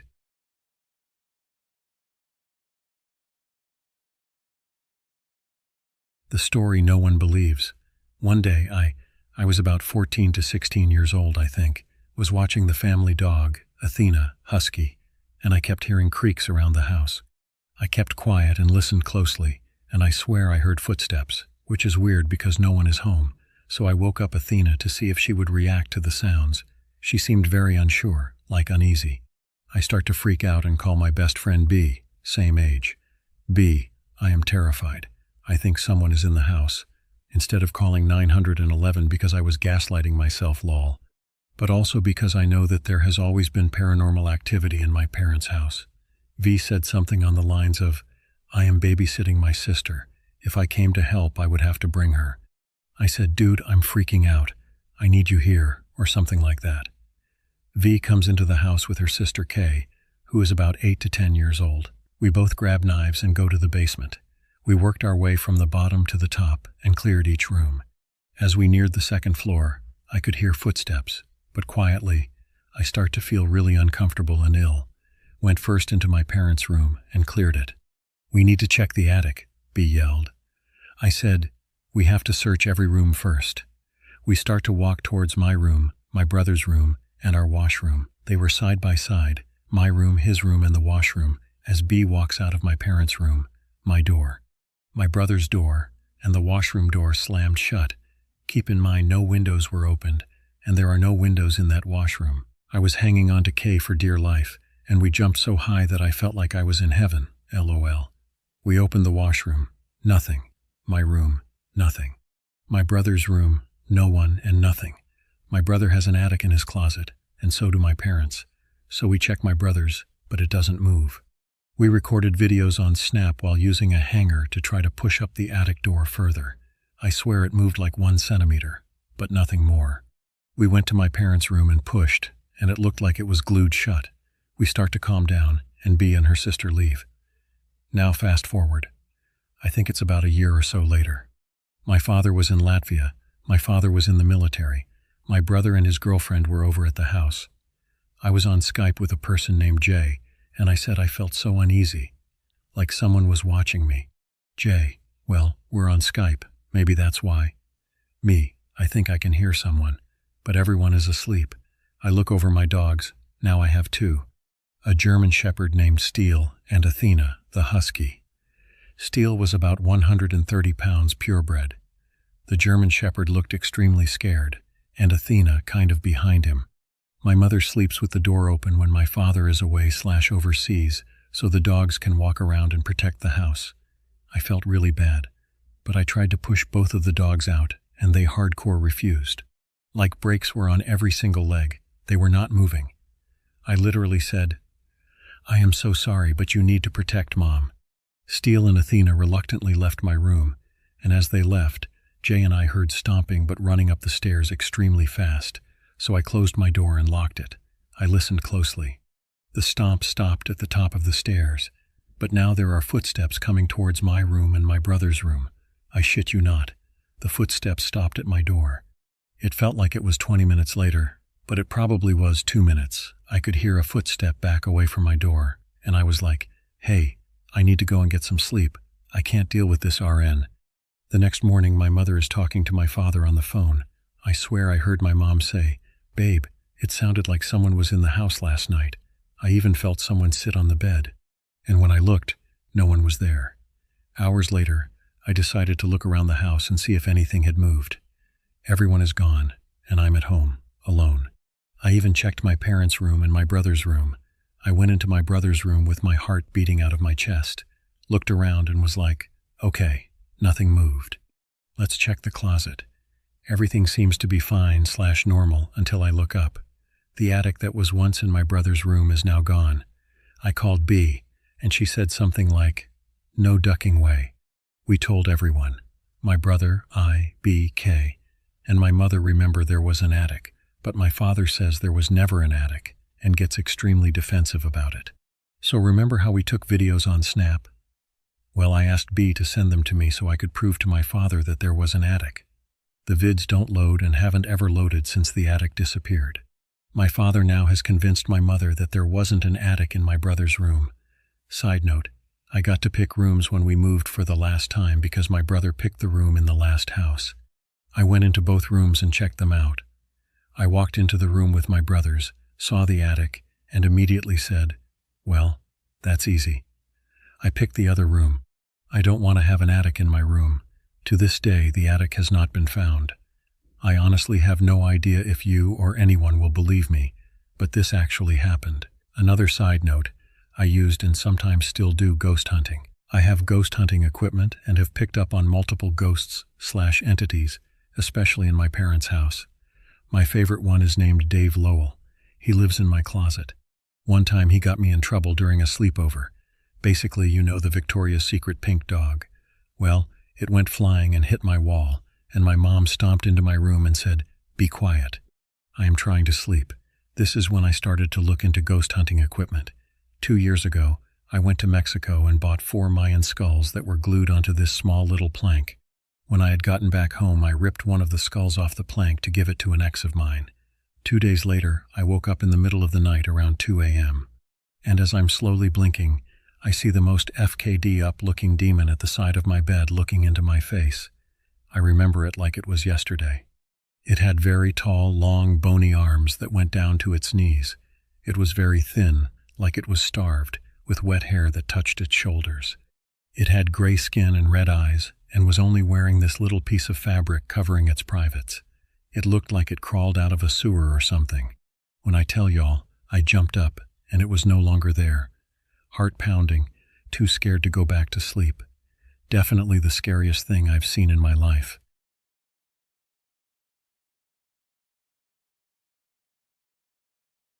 I cannot explain this experience, and no one believes me. For some background context before this story, I want to say 2 things. 1, when I was 5, my parents both worked long 10 to 12-hour shifts, both of them during the day as far as my small brain was aware. 2, my neighbor, who was a medium, has told me in my life that I attract spirits or have a spirit attached to me or something like that. Anyway, I've told everyone this story, and people insist it was a dream. But I remember almost every detail of this like it happened 5 minutes ago, even 15 years later. One night, I was lying in bed when I awoke in the dead of night to my name being called. I distinctly remember it being a man's voice, a deep voice, not like my brother's, Tenat, who sounded like a girl up until the age of 17. Thinking it was my dad, I bounded down the stairs. The voice beckoned me, calling my name. "Name, come downstairs. Come give me a hug and a kiss goodbye. Name, come on." I yelled after it, telling who I presumed to be my dad to wait and that I was coming. When I got downstairs, I stared into the dead darkness of night, and I saw something that I can't quite remember. Whatever it was scared the hell out of me. I remember crying and running up to my mom's room. When I got there, I asked where my dad was. My mom proceeded to tell me he had switched over to the night shift a week or so before and wouldn't be home until 7:30. I was so terrified. I'm pretty sure I slept with the lights on or with a movie playing for a while after that. And this particular night weighs on my mind a lot. Does anyone know what that could have been?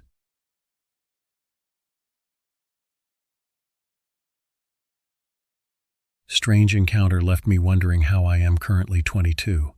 I live in Manitoba, Canada. To start off, I'm not unfamiliar with paranormal stuff. I've had some stressful stories in the past. Most, I think, are related to insomnia, most of which I'm not inclined to share ATM. However, there is one incident from a couple of months ago that still freaks me out to this day, mainly because I've been hearing about them more and more through online videos. The name shadow people refers to those things in the corner of your eye when you are not paying attention. While I don't 100% believe in ghosts and that they are real, from what I've experienced in my life and what stories my parents have told me from their childhoods, I do think there is more to the whole phenomenon. My family may not be super religious, but being my dad is from South America and my mom is from a religious German family, I hear all kinds of stuff while they are by no means religious. That is to say, no church, no crosses in the open, etc. They do take the stuff very seriously. My mom more like cleanses it, and my dad more like show yourself. No shit is given. After all, he said multiple times he wants to see ghosts and wants to get abducted by aliens. You're crazy. Before going into it. Setting up the background helps with the situation. To start, my parents and sisters were away on vacation, so during this time I had the house to myself. Happens often as I enjoy being alone. I wasn't particularly fond of the cabin life at the lake. During that time, if I were in my room, I would have my door open so I could hear the dogs upstairs in case they barked or something. I live in the basement, and the dogs are usually in the kitchen or living room. It is also worth mentioning that they frequently bark at inconsequential things, so I tend to ignore it, unless they become excessively agitated for an extended period. Oftentimes, it can even be the cats. They always have something to bark at, so I don't pay it much mind. We live in a really safe neighborhood also, so an intruder isn't a major concern, and even then, one of the dogs is a big boxer. Super nice, but if he thinks you'll hurt a family member, he will attack you without hesitation. Also, to better get what happened, understanding the layout of my room helps. My couch is to the bottom left of my room, TV top left, doorway, top right. The bed is in the bottom right. Also, when my door opens, it's to the right going into the bedroom. When I'm on my couch playing a game, I look straight at the TV, but to see the entrance clearly without any haze or mild fuzz, I have to look to the side. I would have to turn slightly to the right to get a clear picture. Now to get down to what happened. One day I was playing bot on my couch. It was about midday. Still a decent amount of sunlight coming from outside. I get lots of light from my window, so when it comes to lighting, there aren't really any shadows, nor is it even near dark. Also, sometimes cars do drive by, and it creates a shadow passing my room, but you can always tell. I've had this layout for 5 years, so it's nothing new to me. But that one time something was different. You know that feeling you get when sounds and noises seem to get dull and you hear fuzz? Not tinnitus per se, but more of a sucking feeling, like your senses are being heightened briefly. It's difficult to explain unless you've experienced it yourself. Then again, I've only experienced it a few times in my life, all with different experiences, but all relating to something paranormal. Also, while this was going on, I was really into the game. Happens a lot. Sometimes you just get drawn in and it takes all your attention. Except this was different. I had the TV quite loud, especially since I was alone. But for some reason, everything slowly went numb in my ears, not majorly deafening, but almost like I was supposed to listen for something else and stop playing the game, if that makes sense. Strangely, I didn't think much of the sound because I was focused on the game. At the time, my door was about 2/3 open. Not fully open, but not closed. I also forgot to mention I have a flag hanging on the back of my door. It's a version of the American flag with only the first 13 stars on it. It's from a video game from the Assassin's Creed series. But what's important about it is a real flag and has some weight to it. Not a light flag or anything, and quite large. What happened next? I don't think I'll forget, and I constantly think about it at least once a month or less. But while I was sitting on my couch, my heart suddenly dropped, and I felt as if I were being watched. For how long? I don't know.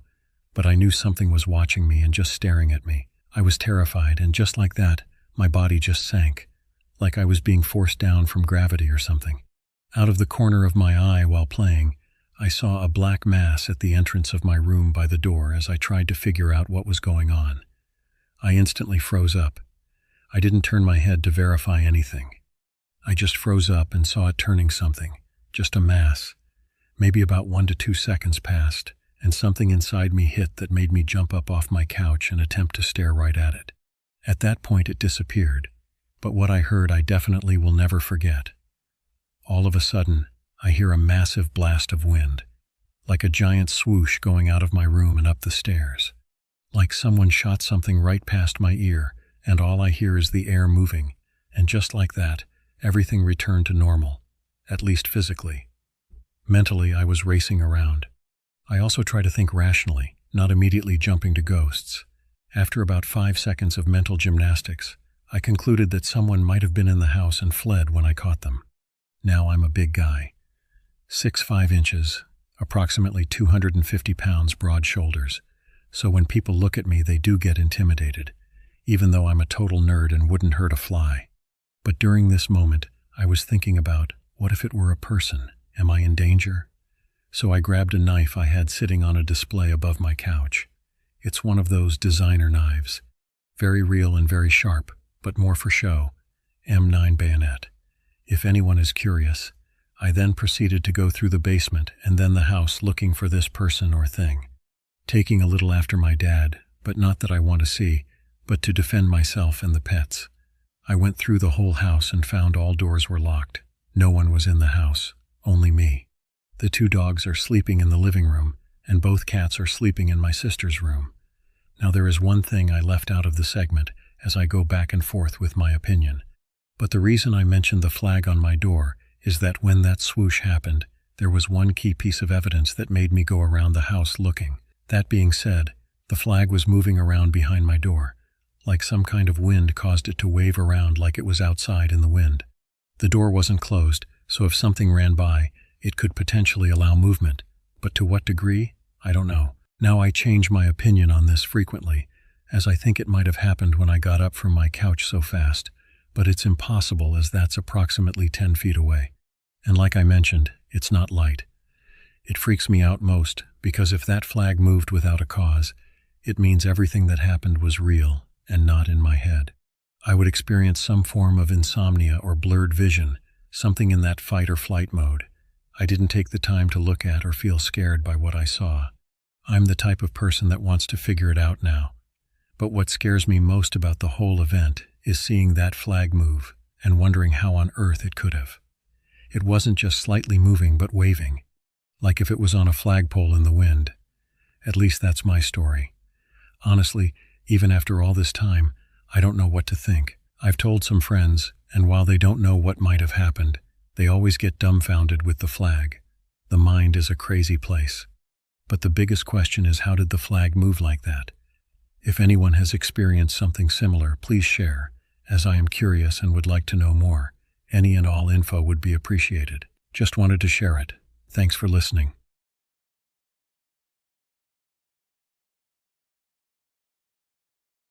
As a psychic medium who also reads tarot/oracle, I've had my fair share of success with experiences. One time that really stuck with me was in the Sally house in Atchison, Kansas. I remember my fiancé and I were the first to arrive for his birthday overnight stay, and no one else was there. We sit down on the couch, and all I hear is running up the steps to upstairs and downstairs in the basement. That's off limits due to safety reasons. It sounds like a plastic cup got dropped down the last 4 steps onto the concrete ground below. It's still low-key, gives me chills as I write this. The way the running sound was so clear was insane. The remainder of the experience was unremarkable with no issues, and it appears that Sally genuinely dislikes the fact that her house has become a tourist attraction. She hates the loud people and prefers the quiet, calm energy of people.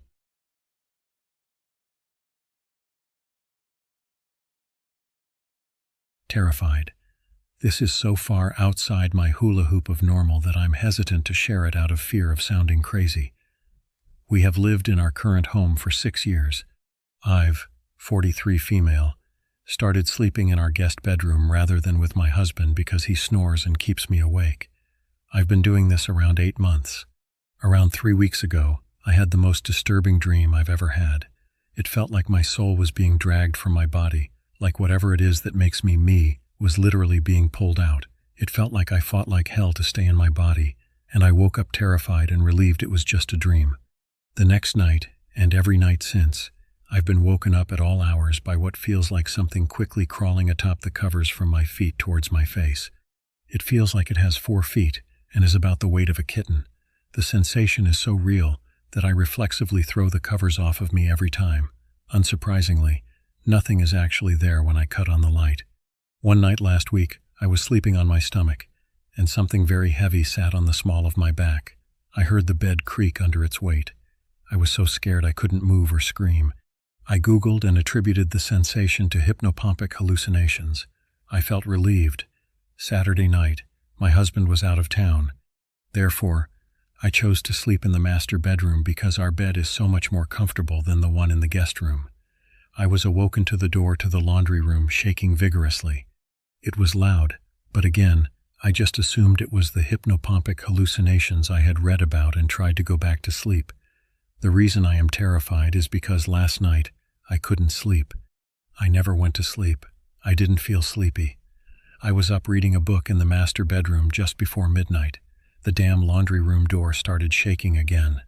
I heard it and I saw it, and I was not asleep, nor even sleepy. I was wide awake.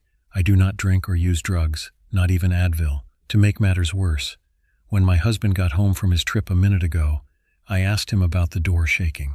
He said that he's not sure what that is. He says for the past few weeks, it'll just open in the middle of the night. Now I'm even more terrified because clearly this is real and I'm not going crazy, or if I am, my husband is going with me. I have no idea what to do. I am Christian. I believe in good and evil, but I have never experienced nor even been open to experiencing anything like this. I am terrified to go to sleep now. Does anyone have any advice to make this stop or to find a simple explanation to this? We are putting up cameras in the laundry room tonight. Has anyone else experienced something similar? I don't drink or use drugs, but should I try to use a sleep aid to knock myself out, or is that going to make it worse?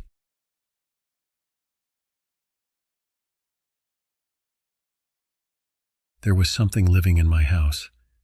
This is by far the spookiest experience my family and I have had regarding the paranormal. This is a long story, so I hope you find this interesting enough to read till the end. I am currently living in Australia, and this all started when I moved into my current house around 3 years ago. In my culture, we believe that whenever a family moves into a new home, a priest should come to perform various prayers to bless the house. However, when my mom bought the house, we immediately went on holiday for 3 months, so we were unable to perform the rituals. Everything started when we first came back to our house. Just some background. My mom raised me on her own, so it was just the two of us staying in the house at the time. I was still in high school and my mom worked in the city, so we both took the train every morning. My mom always left home earlier than me, so it was my job to lock up every morning. My mom worked late almost every day, so I would get home first and be home alone for at least 5 hours every day. This routine became our daily life, and I grew accustomed to spending those long afternoons and early evenings by myself in the quiet house. One morning as I left home, I began to feel paranoid that I had not locked the door, so I walked back to check it. The door was locked. I felt a strange sense of relief, though I wasn't quite sure why. Later that day when I came home from school, I walked up my driveway to find that the door was wide open. I freaked out, but only because I was brave enough to go inside. Our kitchen is pretty close to the entrance, so I grabbed a knife and searched the entire house. There was no one there. Everything seemed to be in its place. Nothing was stolen or disturbed. I decided not to tell my mom because she was really stressed with work and I did not want her to freak out. I didn't want to add to her worries during such a demanding time in her career. Over the next few days, another strange thing started happening. Our garage door would start randomly opening whenever we were home. It would open without any warning, at odd times of the day. My mom was kind of scared, but then we thought maybe our neighbor's garage remote functioned at the same frequency or something, and it was activating our door too, so we dismissed it. It seemed like the most logical explanation at the time. We didn't want to believe that anything was truly out of the ordinary. It had been about 2 months since we were living in our new house, and everything seemed to be normal again. The garage door stopped opening randomly, and we returned to our usual routine. We thought perhaps whatever had caused the strange occurrences had simply run its course and moved on. Until one day when I was awoken in the middle of the night by my mom. She looked super scared and asked me if I had come to her room to wake her up. I said no. I was half asleep and had no idea what she was rambling on about. She didn't believe me and made me swear that I hadn't. I always play scary pranks on my family. So that was why I swore I didn't and asked her what was up. My mom is a super light sleeper, and so while she was sleeping, she heard someone prop her door open. She looked up and saw the figure of a boy and thought it was me. She asked it what was wrong and blinked. There was nothing there and her door was still open. She called my name a few times and there was no response, hence why she came to my room. I have to admit, given the stuff happening with the doors, I was kind of scared. but I convinced my mom that she was imagining things and she went back to sleep. I tried to rationalize what she was saying. Perhaps she had been dreaming, and upon waking, her mind had played tricks on her. Sleep paralysis and night terrors were real phenomena, after all. But deep down, I couldn't shake the feeling that something wasn't quite right in our house. The confidence I tried to project was mostly for her benefit, to ease her mind so she could rest. Ever since that night up to this day, my mom still sleeps with her door open and the living room light on, and I do not blame her after what happened next. The incident had clearly shaken her to her core, and the protective measures she took were understandable given the circumstances. She was taking precautions, even if they might seem unusual to others. I watched as my mother, who had always been strong and independent, changed her sleeping habits because of fear. It broke my heart, but I also understood that something had genuinely frightened her in a way that logic could not dismiss. The weeks that followed were relatively quiet, and I began to hope that whatever had caused the strange occurrences was truly gone. But I knew, deep down, that the peace was only temporary. There was an unspoken tension in the house, as if we were all waiting for the other shoe to drop. My mom would occasionally glance around nervously, and I could see the worry lines on her face. We never spoke about the incident directly, but it was always there, hanging in the air between us like a dark cloud. 2 weeks after this incident occurred, my mom's best friend and her son and daughter, they were both around my age, came over from our homeland, Malaysia, to visit us. I was really excited, as I have always been close to them. They were like extended family to me, and I looked forward to their visits. One thing you should know about my aunt is she's had many experiences growing up with the paranormal, and so she is super scared of ghosts. For this reason, she and her kids always used to play pranks on her. We had teased her countless times about her fear, thinking it was amusing. None of us truly believed that we would soon have a reason to regret those jokes. One day, the 4 of us were playing poker on the dining table while my mom was taking a nap in the living room. It was a lazy afternoon, and we were enjoying each other's company, laughing and joking around. The mood was light and carefree. Suddenly my mom rushes out of the living room. Her eyes were wide open and she looked really scared. She asked her who had woken her up from her nap. The 4 of us were dumbfounded as we had been playing cards the entire time. We hadn't gone anywhere near the living room. She then told us that she felt someone tap her shoulder while she was asleep. When she opened her eyes, there were 2 feet on the floor. Once again she blinked and the feet were gone, and there was no one there. My mom was fully freaking out now, especially after what happened the other night. The color had drained from her face, and her hands were shaking slightly. Her voice trembled as she described what she had seen. Then my aunt, given how afraid she is of ghosts, started to freak out too.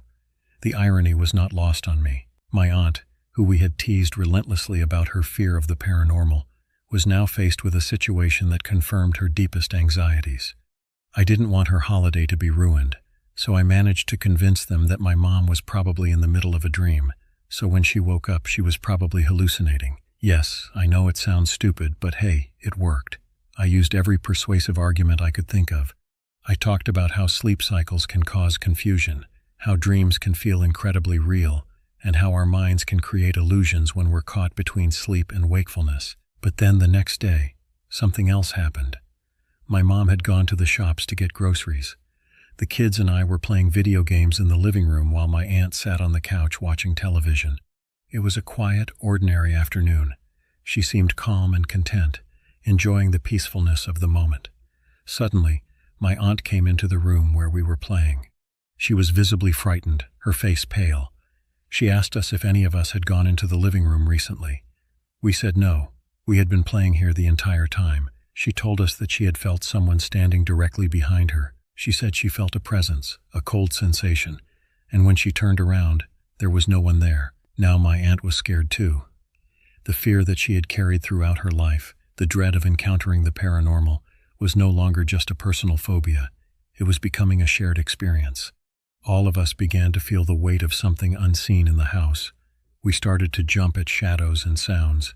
Innocent noises began to feel sinister. The comfort and safety of my mom's home was slowly being replaced by a pervasive sense of unease.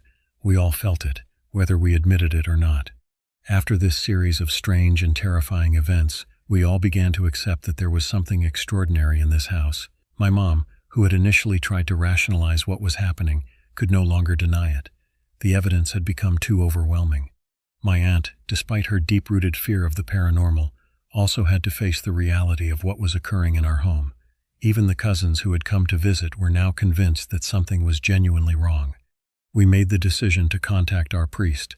When we explained what had been happening, he listened carefully to every detail. He told us about how houses that are not properly blessed can attract spiritual entities, especially when the rightful blessing rituals have been neglected. He explained that our 3-month absence, combined with the fact that we hadn't performed the traditional blessing ceremony, may have created an opening for something unwanted. He assured us that this was a situation that could be remedied, and he arranged a time to come to our home and perform the proper blessing. On the day of the blessing, the priest arrived with the necessary items and began the sacred ceremony. He recited prayers throughout the house, moving from room to room. He sprinkled holy water in every corner, on every wall, and at every threshold. The sound of his prayers filled the house with a sense of holiness and protection. As he performed the ritual, there was a palpable shift in the atmosphere. The heavy, oppressive feeling that had pervaded our home seemed to lift. There was a sense of peace and calm that settled over everything. After that day, nothing strange has happened in our house again. However, my mom, even after all these years, still sleeps with her door open and the light in the living room on. I understand why. Some experiences leave deep psychological scars that take much longer to heal than the actual events themselves. The terror she experienced was real, and the protective measures she takes are her way of ensuring it never happens again. Whenever I visit, I see those lights on, and they serve as a reminder of what our family endured. It's a small price to pay for her peace of mind. Whenever I was experiencing these events, I had constantly tried to find rational explanations for everything. I wanted to believe that there were logical reasons for the open doors, the mysterious figure, the disembodied feet, and the unseen presence. But when I saw how genuinely terrified my mother and aunt were, I knew that what we were experiencing was real and dangerous. Their fear was not manufactured or exaggerated. It was raw, primal fear born from genuine encounters with something beyond our understanding. Even now, I tell this story to anyone who wants to hear it. Some people believe me, and some people don't. But for me and my family, this will always be a reminder that there are things in this world that we don't fully understand and which we cannot control. More importantly, it is a reminder of the importance of respecting the beliefs and traditional rituals that our families have passed down through generations. When we transition to a new home or begin a new chapter in our lives, it is crucial that we take the proper steps to protect ourselves and our families. Whether it is through spiritual rituals or practical precautions, we must do what is necessary. Do not ignore the intuition and fear that you feel. Sometimes, it is a wise voice trying to tell you that something is not right. Trust your instincts and act accordingly. Now, whenever I hear stories from friends or family about haunted houses or strange phenomena, I do not dismiss them outright. I have had my own experience, and I know that these things are real. I also know that they are more common than most people realize. Many families have experienced similar events, but remain silent about them, fearing ridicule or disbelief. But these experiences are real, and they deserve to be acknowledged and respected. In truth, when I think about it now, I realize that the strange occurrences began shortly after we returned to the house. The entity that was living in my home may have been waiting for us all those 3 months that we were away. It may have felt that we had not welcomed it properly. It may have been angry or sad. All I know is that there was something in my house, and it affected our lives deeply in ways that we are still processing years later. Now, after all these years have passed since these events occurred, my family and I enjoy peace and quiet in our home. My mom still sleeps with her door open and the light on, but she has not experienced anything strange since the blessing. The prayers and the blessing may have saved us, or perhaps the entity decided that it had done what it wanted to do. Whatever the reason, I am grateful that we managed to get through that terrifying period of our lives. This experience has shaped how I view the world and the unseen forces that may exist around us. It has made me more open-minded about the paranormal and more respectful of cultural and religious practices that I might have otherwise dismissed. My family's ordeal with the mysterious guest living in our house has become part of our family history, a story that we share to remind ourselves of how fortunate we are to have survived it and how important it is to honor the traditions that protect us. To anyone reading this who has experienced something similar, know that you are not alone. know that your experience is valid, and you should not be ashamed to speak about it. There are more people who have encountered the paranormal than you might think, and there are ways to protect yourself and your family, whether through spiritual means or otherwise.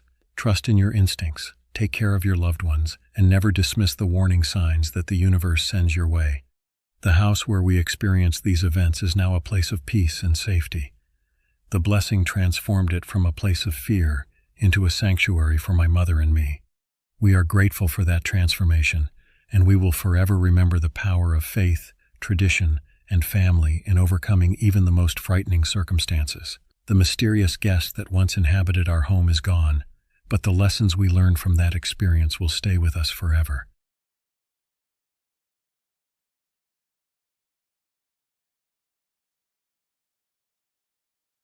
My name is Gavin, and I've been a park ranger in the Pennsylvania Appalachian Mountains for 16 years. In all that time, I've seen things that don't fit neatly into the reports I file each week. Things that make experienced hikers turn back. Things that keep me awake at night, staring at the ceiling of my cabin, listening to the forests breathe. This story starts on a Tuesday in late September, when the leaves were just beginning to turn copper, and the air carried that particular chill that warns of winter creeping down from the north. I was conducting my usual perimeter walk, a job I'd done thousands of times, so routine I could do it with my eyes closed. But the mountains don't allow complacency.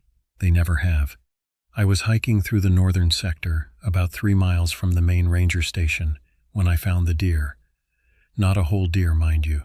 The left half of a young doe, cleanly separated at the spine, was draped across a moss-covered boulder like it had been carefully positioned.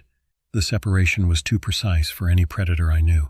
Not the jagged work of bears or coyotes, not the scattered remains of mountain lions. This was surgical, deliberate. The blood had been there for perhaps 6 hours, long enough to have begun darkening, but not yet brown. I radioed it in, playing it safe, saying I'd found what looked like a mountain lion kill. The response was skeptical. We'd never confirmed mountain lions in Pennsylvania for over a century. As I was photographing the scene, I noticed something that twisted my stomach. Around the boulder, in the soft earth, there were tracks, handprints, 5 digits on each, with something that looked almost like claws. They were large, larger than my own hand, which is a size 11 glove. The prints pressed deep into the soil, suggesting considerable weight. But what disturbed me most was the pattern. They formed a path that suggested bipedal movement. These weren't the tracks of any quadruped. The prints led away from the boulder toward the densest part of the forest, disappearing into a tangle of rhododendron and mountain laurel so thick that most humans would turn back. I didn't follow. Some instinct, some primal warning that lives in the back of my skull told me not to. That night, I sat in my cabin with a whiskey, trying to rationalize what I'd seen. Humans, I thought. Perhaps poachers. Perhaps someone with severe deformities. I'd heard stories the kind park rangers whispered about during late shifts, but I'd always dismissed them as folklore. Pennsylvania had plenty of that. Legends of creatures that stalked the deep woods. The lizardman of the swamps. The locals spoke of him in certain bars, usually after the 3rd drink, usually dismissed by their companions as nonsense. But I'd seen those handprints. Over the next 2 weeks, I found 3 more kills. All of them showed the same precision. All of them were positioned in the same deliberate way. The tracks appeared at each scene, always the same pattern, always suggesting something large and bipedal moving through the forest like it owned every inch of it. I told no one, not fully. I reported the kills to my supervisor, attributing them to an unusual predator, possibly an escaped exotic animal. He seemed skeptical but let it slide. Budget cuts meant the agency had stopped investigating unusual incidents years ago. But I began to change my patrol patterns. I started going into the northern woods more frequently, watching, waiting. I told myself it was due diligence. The truth was more complicated. I was fascinated. On October 15th, I heard it for the first time.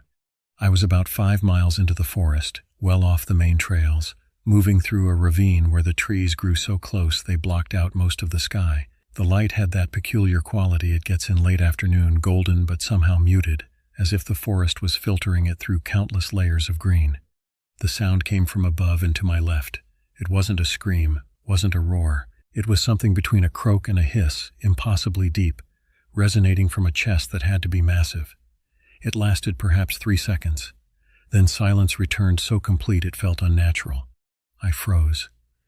My hand moved to the bear spray on my belt, though I knew, with absolute certainty, that bear spray would be useless against whatever had made that sound. The forest seemed to hold its breath with me. Even the constant rustle of small creatures in the underbrush ceased. Then I saw it. It was moving along the ridge above me, perhaps 60 feet away. I caught only fragments through the branches and leaves, a massive shoulder covered in what looked like scales, dark and iridescent. A length of tail, thick as a tree branch, undulating behind a body that had to be 7, perhaps 8 feet tall. The way it moved was horribly efficient, smooth and liquid, like nothing built for walking on 2 legs should move. I made myself smaller, pressing against the side of a boulder. The creature paused at the ridge crest. I could see part of its head now, the profile of something reptilian, a snout that jutted forward, an eye that caught the fading light and reflected it back yellow-green. It looked down, and I knew with bone-deep certainty that it was looking at me, not at the forest, not in my direction by accident, at me specifically. It saw me. We stayed frozen for perhaps 10 seconds, though it felt like an eternity suspended in amber. Then the creature turned with a grace that belied its size and disappeared into the forest, moving upslope with that same liquid motion. I stood there for a long time, unable to move. My heart was hammering so hard I thought it might break my ribs. The fear wasn't the acute panic of a surprise encounter. It was something deeper, something that made my skin crawl and my breath come in short gasps. It was the fear of something utterly wrong, something that didn't fit in the natural order of the world, looking directly at me with intelligence behind that yellow-green eye. That night, I drank myself to sleep and dreamed of scales. The next morning, I was different. The fear had transformed into something else, an obsession I couldn't name. I needed to understand what I'd seen. I needed to know what it was, where it came from, what it wanted. The rational part of my mind told me to request a transfer, to leave these mountains and never look back. The larger part of me couldn't leave. I began keeping detailed notes. I marked every kill location on my map, charted the movement patterns, tried to construct a picture of the creature's territory and behavior. The kills continued, always in remote areas, always with that same surgical precision. It was hunting, feeding, and it was doing it with what seemed like deliberate purpose. I also began leaving food. It started as something almost unconscious. I was near one of the kill sites, and I left a whole chicken, freshly killed, positioned on a flat rock with the same careful arrangement the creature used with its kills. I told myself it was to draw the creature closer, to see if I could document it better, to prove it existed. The truth was darker. I was trying to communicate. Over the course of 3 weeks, I left dozens of offerings. Deer I'd processed myself, a whole elk from an old carcass I found near the ridge. Each time, the next morning, the offering would be gone, and I'd find the creature's handprints around the site. It was eating my gifts. It was acknowledging me. Around this time, things began to change in other ways. My dreams grew more intense and specific. I started having visions while awake, impressions of being watched, of enormous eyes tracking my movement through the trees. I began to neglect my duties. I called in sick repeatedly, using vacation days I'd been saving for years, all to spend more time in the forest. My supervisor called on November 3rd. He was concerned. My behavior had become erratic. I was spending almost all my time in the northern sector, and I'd stopped filing proper reports. He asked if I was all right, if I needed to talk to someone. I said I was fine. I wasn't. The first snow came on November 7th, and that's when everything changed. I'd hiked deep into the mountains that morning, following the creature's tracks from the previous day. The snow had covered the forest in pristine white, and in that white, the prints were clear as if they'd been carved in stone. 4-toed feet, a tail mark dragging behind. But there was something else, another set of prints, human prints, crossing and recrossing the creature's path. Someone else was following it too. It took me 2 hours to find the body. He was positioned in a small clearing, arranged carefully, almost reverently. His name was Tom Bradshaw. I recognized him from the ranger station, though he'd been transferred to the western sector months ago. He was missing his right arm, severed cleanly at the shoulder. But the expression on his frozen face wasn't one of pain or fear. It was something else. Wonder, perhaps, or recognition. That's when I saw the message. Spelled out in the snow around Tom's body were the creature's handprints, forming a pattern, a shape. It was deliberate, intentional. The creature was trying to communicate through the placement of its own marks, through the careful arrangement of a body that had once been human. I understood then what the creature had been telling me through all those offerings I'd left. It was calling, and I was coming. I didn't call for help. I didn't report Tom's body. I did something far more dangerous. I waited until nightfall and followed the creature's tracks deeper into the mountains, into territories I'd never explored in my 16 years as a ranger, into places the forest seemed to have reserved for something other than human wandering. The tracks led me down, always down, into ravines that grew progressively more remote and wild. The trees here were ancient, gnarled, twisted into shapes that seemed almost intentional, almost architectural.